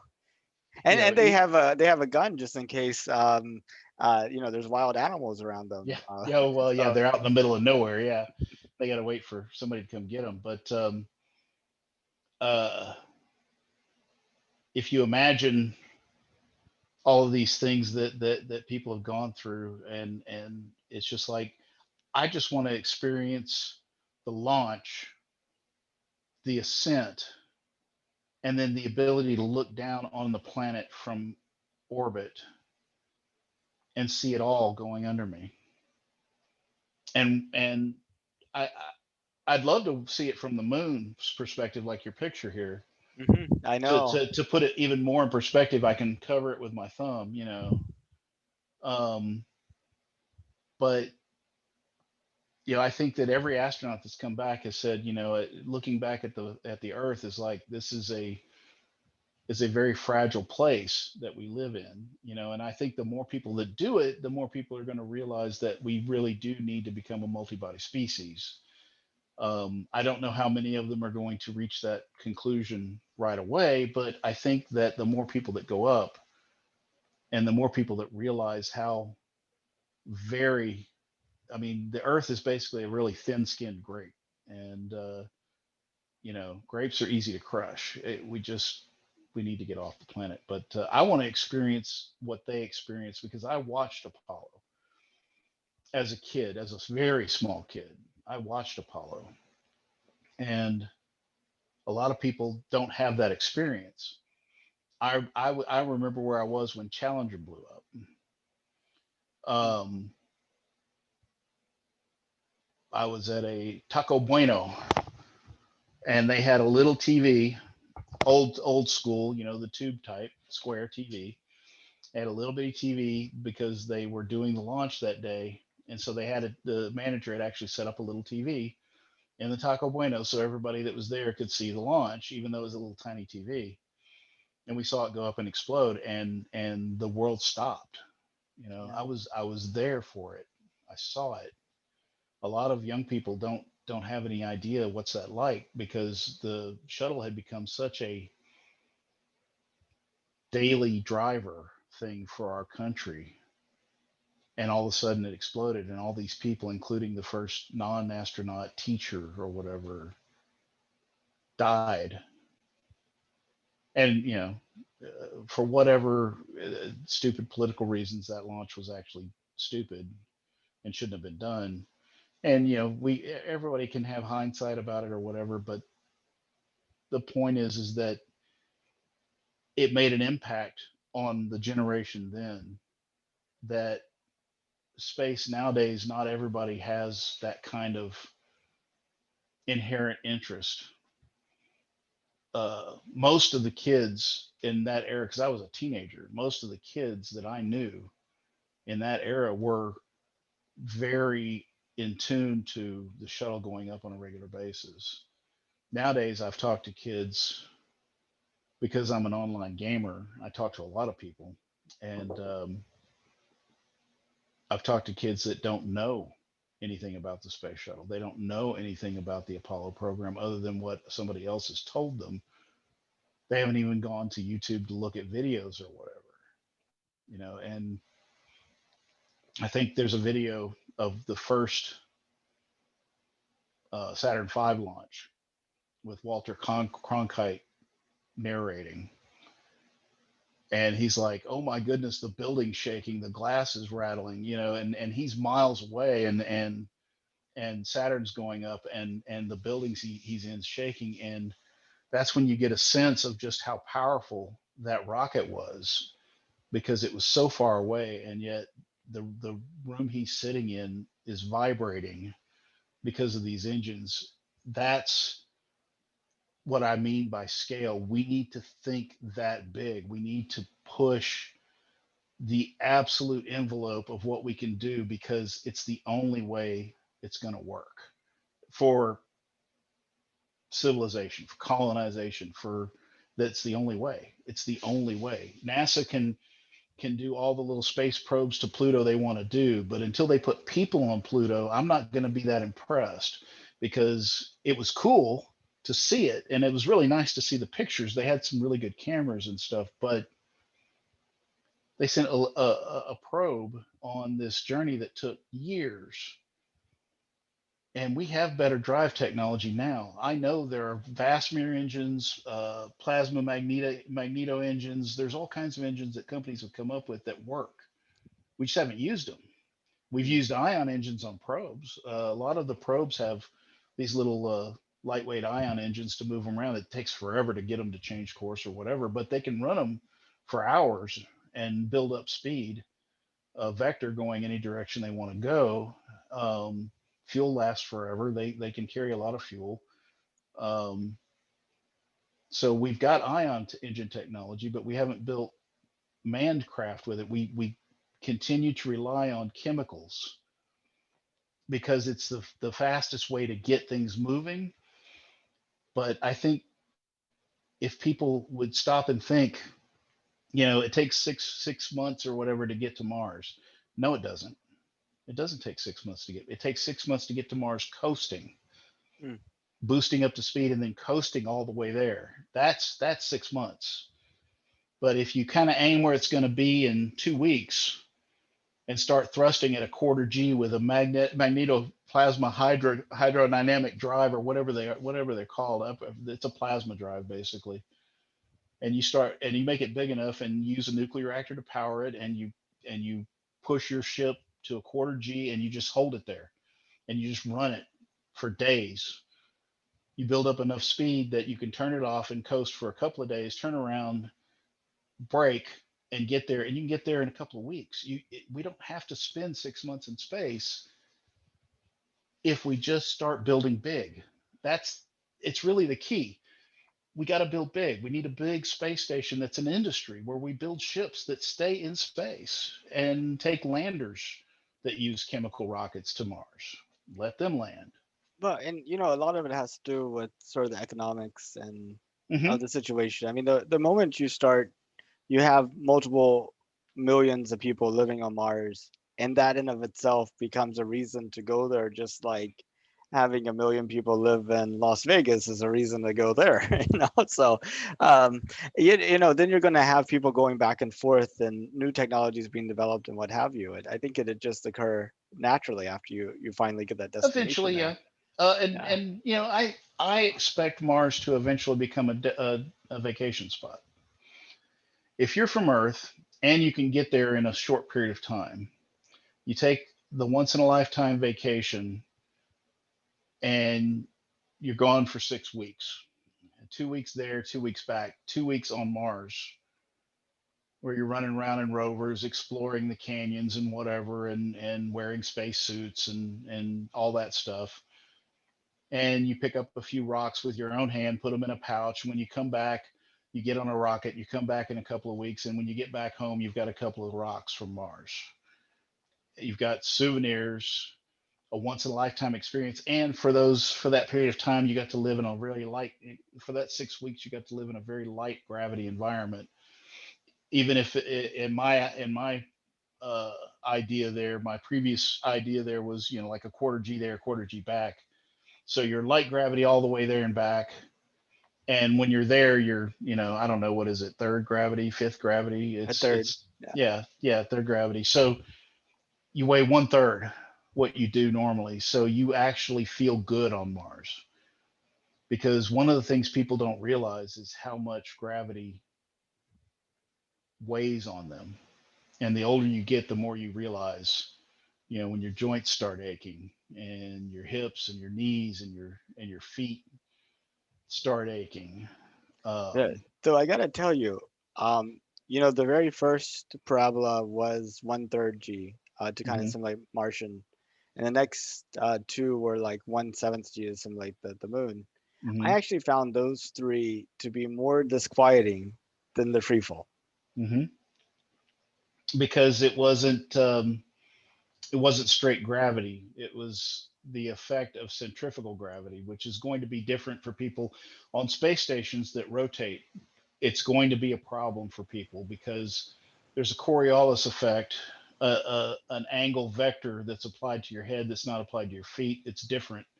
You've got your head's moving at a different rate than your feet. It's slight, but it throws your ear off.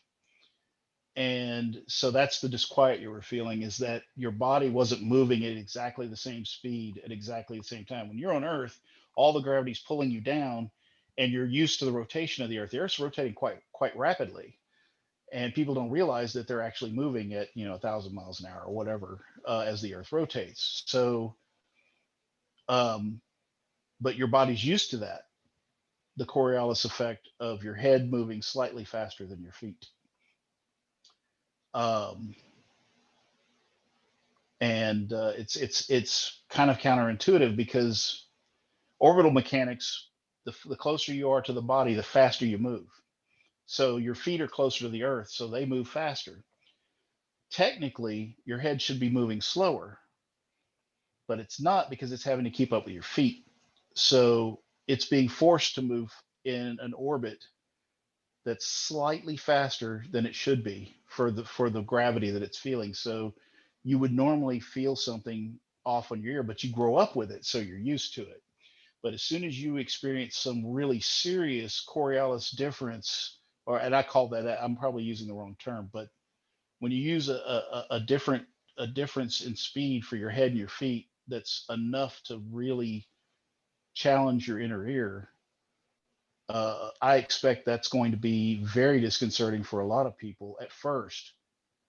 But once you get used to it, and I think you'll probably get used to it fairly quickly, if you're standing on the moon, you probably would not have problems with that for very long. Um, it would be a much more serious problem, like on a space station, where the rotation is very, very short, and the vector difference between your head and your feet would be much more severe. But I suspect that it wouldn't be that big a deal for your inner ear to go, oh, okay, this is how things work now. If you had enough time to with the parabola you're talking about, you didn't have enough time in that gravitational to for it to become your norm. So your body couldn't get used to it. And I mean, sailors, they talk about developing their sea legs, and after Yeah, they're out at sea for a while, they're able to walk around just fine, they're just jostling all over the place, and that's yeah, good. yeah. Well, that's people that live on the sea for a long period of time on boats that are small enough, or that go in rough enough water, because even an aircraft carrier bobs around if it's stormy enough. I had a friend on the Forrestal, and he said they were in one storm once where he had some off time, and he went to the farthest front of the ship he could get, to a stairwell, and waited until the ship was dropping, and then when it was coming back up, he would jump off the top of the stairs, and the ship would come up and meet him. So he moved barely anything at all. He said it's like a 20-foot drop, but the ship actually came up and met me. So I didn't actually fly anywhere. I just jumped off the top of the landing, and suddenly the bottom landing was under my feet. And he said when you experience that, you realize just how much the carrier's moving. When it's in a really bad storm, you can actually feel it. And I had another friend that's a Seawolf sub guy out of California, and he talks about the pressure that you feel when the sub dives.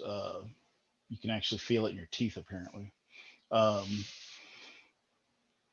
he said some people can't take it, and they get transferred out of the subservice pretty quickly. They go under, and the pressure gets to them, and they can't do it. But said other people, it's not a big deal. So, um, but yeah, the I think that space is going to have that same thing. There's going to be people who can't take it, and I don't think anybody's going to be allowed to go to Mars until they've gone up into orbit and been okay with no gravity, or tight quarters, having to poop into a vacuum cleaner, whatever. I mean, until everybody has been tested to a degree in orbit around Earth, they're not going to let them get on a rocket where they could go crazy and cause problems. So they're going to have to find people who want to go and then they're going to have to test them to make sure it's okay for them to go, because some people will not be able to handle the confines, not being able to step out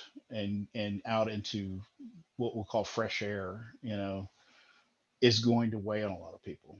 So, Mm. there's a lot of psychology to this. NASA knew that, but their guys were crammed into the tiniest little capsules. I mean, they had no space. Starship is supposed to be built like a cruise liner. When people start going for just to go, um, it's supposed to be a cruise liner. Lots of zero G games and fun and frivolity. We'll see. We'll see how that works out. Um, but I expect it to be interesting, and I'm looking forward to us going back to the moon. I hope that NASA continues to develop reusable technologies so that we can bring the cost down. SpaceX has shown us the way. You got to make it cheap. You got to make it reusable, or you're just blowing money. You're just burning money. If you throw everything away, you're lighting big fat rolls of money on fire and watching them burn. And I guess it's like fireworks. Basically, NASA for the past has been all about buying the biggest, best fireworks and watching them go. You know, but once they're used, they're gone. They're history. SpaceX is showing us flamethrowers, something you can reuse over and over again. Just refuel it. I think that's our future. Bigger, larger structures than anybody can ever imagine. Um, right now, people can't imagine it. Look at something like the Energy Stadium for the football team here in Houston. Think about how big that is. Now imagine building that in space with engines on it. That's how we have to think if we're going to make this work long term for the history of our species to continue on beyond however this long this earth lasts. We've got to build big. We got to build huge. We got to dream big. And I think Elon Musk has shown the first glimmer of that with the way his company is pushing Starship. Is That's just the very beginning. He's basically the fledgling bird leaving the nest. He's trying to fly. That's what he's doing right now. And I think in the future we're going to see much bigger stuff, as long as a species we keep focused on doing that. Um, as long as we continue having the will to do it, then I think it's going to happen. Yeah, the will is key. Um, when did you find out that we're planning to put people on the moon in 2024? Um, I didn't know the specific date. I knew that they were working on SLS and Orion for a lunar landing, but and I knew that people have been. I've seen some of the different designs for the lunar landers and stuff that they've been working on, and how some of them have changed or whatever. But I haven't spent a lot of time focusing on it because, and this is the part where I'm kind of a downer. I don't really believe in NASA all that much. I have because NASA is beholden to a government that's constantly changing hands by elections. Um, One president can say, "Oh, we're going to go back to the moon." Another president go, "No, that's ridiculous. We're not doing that," and completely change the focus to little probes going to Pluto or whatever. We our national space agency is beholden to the funds provided by Congress based upon the will of the people to have things done. And there are enough people in this country that don't have any desire to see us in space that we could easily have our program shut down. So I don't have a lot of faith in NASA right now. I think that, and it's sad because I wish I had as much faith in NASA as I did in SpaceX. I really do. I wish I could have that kind of faith, but I've seen them pull back. I've watched the budget fights for decades, I've seen the space shuttle become something completely different from what it started out as. I've seen Freedom Station becoming the International Space Station so that other nations would pick up some of the tabs. So our contribution wouldn't have to be so big. And let's face it, for the cost of one of our ridiculous carrier groups that never get used, except to waggle a stick in front of people's face, we could easily have built 10 shuttles or 20 shuttles or 50 shuttles. It's it's ridiculous how hard NASA has to fight to get funding, and it's ridiculous how hard it is for NASA to get a coherent direction from our national leadership. And it's because as a people, we are not all focused on making that happen. I fear for the SLS. It wasn't a great idea to begin with. It's a way oversized launcher for going back to the moon. We don't need anything that big. They're talking about going to Mars with it, but honestly, it's not a great Mars vehicle either. It just doesn't have enough carrying load, and I think that it's sad because they could do this. They could put the first men on Mars, and at least we'd have the flag and the footprint, like you were talking earlier. The selfies on Mars and a couple of Mars rocks or whatever. But um, it would be at great expense for no real gain of any kind. Maybe a little science, but most part, it would be a lot of effort for almost nothing because the Orion spacecraft is just too small. It's a box that we can land on Mars for a little while and then it has to come back. Um, they can't live there. They can't become a scientific society that's studying the planet or anything. They just have to land, take a few rocks, take a few pictures, leave. There's a flag, and it's going to get blown over because they actually have sandstorms on that planet, um, dust storms, whatever. So I don't have a lot of faith in it. I hope it works. I hope it goes. I hope they get there by 2024 or even before. I just don't. I don't have faith in our government to maintain the focus, and I don't have faith in NASA in helping the government maintain that focus.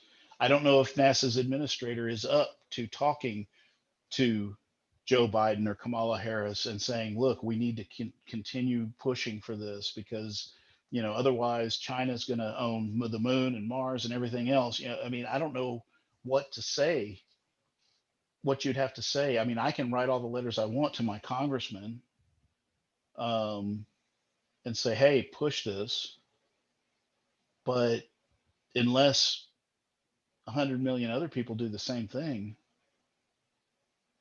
we're left to the whims of our elective government, and that's fine. I actually don't have a problem with that as a whole, but it's really difficult on a space program to have to beg for money because you're not part of the national defense, because you're not a new shiny weapon. You're just somebody that's going to go study some rocks or whatever. They don't see it as a real importance. It's not feeding people on Earth. It's not. It does provide some of their constituents with jobs. So in that regard, you can actually get some senators and congressmen on board because their people work at the factories where these things are built. So a couple of Texas senators love SpaceX and they go all out to help SpaceX. Um, if you know the story of SpaceX, you know that they first launched their little bitty rocket, um, the Falcon 1 or whatever it was, from some island in South America or whatever, because the U.S. government was giving them hell.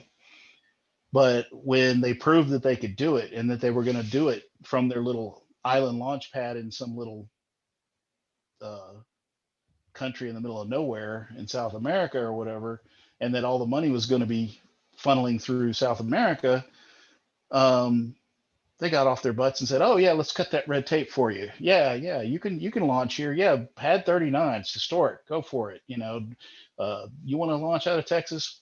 If the city of Boca Chica will let you, go for it.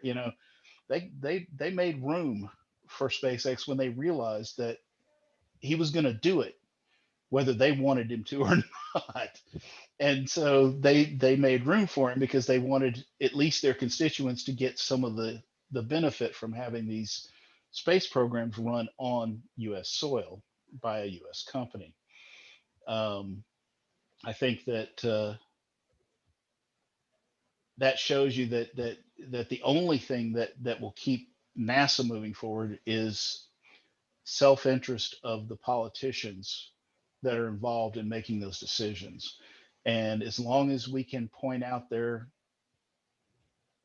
gain from doing these things, then we'll be able to keep that program moving forward. But I fear for it because I saw Freedom Station devolve into International Space Station and become something tiny compared to what it was going to be. I saw the shuttle program rewritten and revised and redesigned over and over again until they finally approved a design for it. I watched all this as a kid. I watched it in real time, watching the politicians tear it apart and ruin it and defund it and basically say, this is not a national priority for us. It's a joke. It's nothing. Maybe with international partners, so we only have to pay a teeny tiny portion of it, but we're not doing it. It's not worth it. Where are the Kennedys that were like, we do these things because they're hard. We do them because nobody else can do it. We can do it because we can dream it. We can see how big it is, and we can push towards it and prove to the world that freedom is the best way to get things done, not tyranny. I mean, we can show the world. I mean, we've already shown them industrially. They talk about China being a big economy or whatever, but nobody touches the US right now. Even nobody touches the US, and we can prove it over and over and over again by just doing it. And that's one of the reasons I like SpaceX, because it's a private company and they're doing things that countries can't do. They're doing things that China can't do. They're doing things that North Korea can't do, that France can't do. I don't care how many Ariane rockets you got none that land on their own. You Mm. know, I mean, I can launch a Falcon Heavy and bring two boosters back side by side on the ground and land them perfectly in tandem and reuse them and launch a huge weight. And it's like a Delta Heavy, only I don't throw the 50 million dollar or whatever they are engines into the ocean when I'm done. Well, I I re think, well, I don't know about for the SLS, it's $100 million each. I mean, Yeah, just think yeah. they're spending 400 million just on engines. I heard that the engine compartment is actually going to be brought back on parachutes now. Uh, They're going to reuse them. Not for the SLS. You might be thinking about the Vulcan rocket that's being developed by the United Launch Alliance. No, It's SLS. They were talking about bringing the physical state. It's fairly new this year actually. They were talking about bringing the engine cluster off the center back to save the engine cluster. But it would take some redesign and some design changes. well, that definitely would be a very, very good direction to take things Yeah, for well, sure. 400 million in engines. Yeah, you damn right. It'd be a really good idea to not throw 400 million taxpayers' dollars away just because you can't figure out how to attach a parachute to it. It's.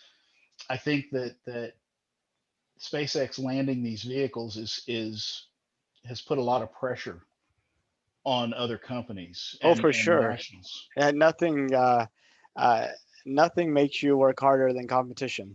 Actually Yeah, seeing somebody else, you're like, I mean, you got to have something to compare against, yeah, right? I mean, if yeah. if you only have one way of doing things, you're like, oh, that must be the best way. But Yeah, well, you know, that's when they did Apollo, the arguments for staging and throwing everything away there was a lot of arguments against it. There were a lot of people that are like, man, that's just ridiculously wasteful. There's better ways we can do this. It'll just take a little longer.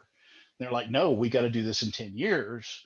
So this is how we have to do it. And that's how people have flown rockets ever since, because that's how you get things done quickly, is big giant muscle to get you through the atmosphere, and then you got all the lighter stuff that you put boosted up there that you can actually use. That big giant stuff has to be thrown away because it's useless. How are you going to get it back? It's huge. How are you going to bring a Saturn V back down? If SpaceX was in charge, the Saturn V would have been landing, Hmm. and that's the key. If we had thought about it enough to do Buck Rogers with it, I have no doubt that the engineers, even though they weren't using computers but slide rules, I have no doubt they would have figured out how to put legs on that thing and brought it down if they could have even imagined it. But for them, that was literally Buck Rogers. That was nothing, you know. I remember reading a thing about Star Trek, the original series. NASA people at NASA loved Star Trek, and they went to a set and they asked them how they made the doors open and close when people came up to them and everything. And they literally thought they had some kind of sensor controlled fast moving electric doors or whatever, and it's just stagehands pulling them apart and putting them back together manually when the actors And now walk every up. time we go to supermarkets, we joop, joop, Yeah, joop, joop. and we've gotten into that stuff, but NASA at the time, the engineers thought that a movie or TV show company had figured out how to do something that nobody did, sensing doors that just pop open and they're fast, and it was literally guys manually Just moving with their manually hands. moving. Yeah, Yeah, I mean that's it. All begins with believing you can do it, believing right. that it's possible, believing that it exists. I think Henry Ford is the one that said, whether or not you believe you can or believe you can't, you're right. Yeah, yeah. So You literally have to get the biggest dream you can imagine and try to push beyond that. And I'm talking about us as a species more than an individual, although it's good for individuals too. I don't have that much faith in myself. I'm just a regular guy. I well, Elon's a regular guy too. Well, but he's a rich regular guy that has a vision. He's had visions in Tesla. He's had vision. He's basically seen something. And I honestly believe, and this is the one thing that people make fun of me for sometimes, but I honestly believe that Elon Musk has the best interest of humanity at heart. He has kids, and he's rich, and he wants the planet to be a better place because he's lived in it for his kids, and he wants humanity to be safer from being wiped out by being multi-planet species. I think that he has the best interest of our species at heart, and he's learned how to make money doing that. Well, and I think we have to differentiate between humanity as a whole versus individuals. Hmm. I don't think he cares anything about individuals. He's like, one individual or another. And I think that's where people start getting kind of negative feelings about him. But I think you're right. I mean, he's looking out for, he's not trying to build a bigger yacht or create the Right. ultimate dream house or, um, he's not, Well, people made fun of him for shooting the Tesla up into space. As a big marketing ploy or whatever. But he had to test the rocket. He had to put a weight on it, exactly. and nobody in NASA, none of his government partners would let him put a satellite on it. Nobody would give him anything to put on there to really test, because nobody knew it was going to work. Sure. So he put a Tesla up there, and Mm. and people were making fun of him and bitching about all the money lost and used and whatever and everything else. You could have fed up Well, 100 million people. it sure beats a cement block. Yeah, yeah, exactly. He needed to test it, and he tested it with something that also helped his other company, which is brilliant. People may put him down for it all they want to, but there's no Model T floating around in space. Yeah, I mean There's that Tesla no has more Dodge miles Charger. on it. That Tesla has more miles on it, or will have more miles on it than all other cars combined. You Yeah, know, eventually it will have more miles on it than every car that ever existed every combined. Yeah. exactly. And the alien's gonna be really confused about. The Starman, the empty It's gonna suit. be like there's some ramp on Earth that people were going really fast and they got into orbit and they're like reviewing the physics of every single ramp. Nope, where is this? Yeah. Type thing. Well, I like the idea that, okay, there's the empty suit sitting behind the wheel, but then there's the little model of the car with the little empty suit in it also on the dash, and it's like, Well, and I think it has a model of the car in that model yeah. too. Yeah. Oh, I didn't know that. I didn't I know think that. it's models all the way down. It's Okay, like because I now I know that he was going for part of the whole car thing that he did was heavy metal. It's the opening scene of Heavy Metal where the Corvette flies down out of orbit or whatever, and the guy's in the spacesuit. I Okay, haven't seen Heavy Metal. okay. Well, it's not for kids, but the opening scene is a Corvette taking off out of a spaceship and doing a reentry and landing on the planet and driving up to a house, and the guy's got a spacesuit on. That was Starman in the red car. Okay. Okay. The thing on the dash, I don't know if the car in Heavy Metal, which is an animated by the way, but I don't know if the the the car had anything on the dash or whatever. But I know that it was an old convertible Corvette, and the guy, the top's down, he's got his spacesuit on, and he launches out of the spaceship, and he's got engines, and he's bringing it in. He re-enters and goes and drives to his house or whatever. So um, I know that was a meme that he was aiming at when he did the red Tesla with the spacesuited guy in it. Um, he may have been aiming at other memes, but that's the one that I spotted right off the bat from an old '80s animated movie. Well, and he had the Don't Panic Oh yeah, there, and the Foundation trilogy written on glass in the glove compartment. yeah, yep. That was cool. Yeah. See, I mean, any alien species that let's assume that aliens exist. Any alien species that ever finds that car is going to be so confused. They're going to be so confused. There's nobody in the suit. There's literature in the glove Literally box. an empty suit. Yeah, it's an empty suit. Uh, You know. do you live in the Houston area? Yeah, yeah, up in Spring Branch. Oh, really? Okay. Do you know about our North Houston Space Society? No, I've never heard of it actually until my Yeah, wife mentioned your website, which I went and checked out. I'd never heard of it. yeah. So we usually meet at the Barber Bush Library over here in Spring. Okay. Like the usually it's the first Monday of, or sorry, first Saturday of the month. We usually have a guest speaker, like we had, executive from Intuitive Machines that's putting a probe on the moon next year. We Okay. had the chief scientist from NanoRacks come out. We've had people who've worked at NASA, worked in various engineering groups, and Right. it's a group of space exploration development enthusiasts that are interested in kind of educating the community about what space can do, and taking a little small step towards trying to create that vision Yeah. that could actually propel everything.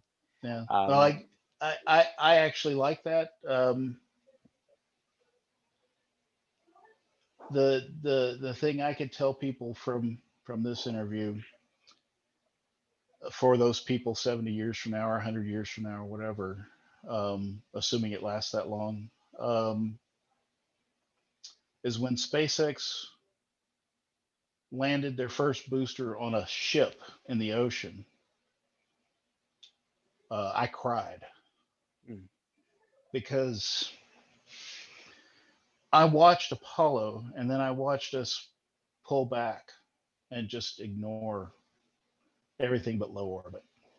We just basically gave up space after that, and we settled for low orbit, a space truck that could barely get into orbit, and that's what we settled for. Well, we had some probes; they went out there and did their thing, but for the most part, it was just like, yeah, no, people don't have any business out here, and it disheartened me terribly because I have read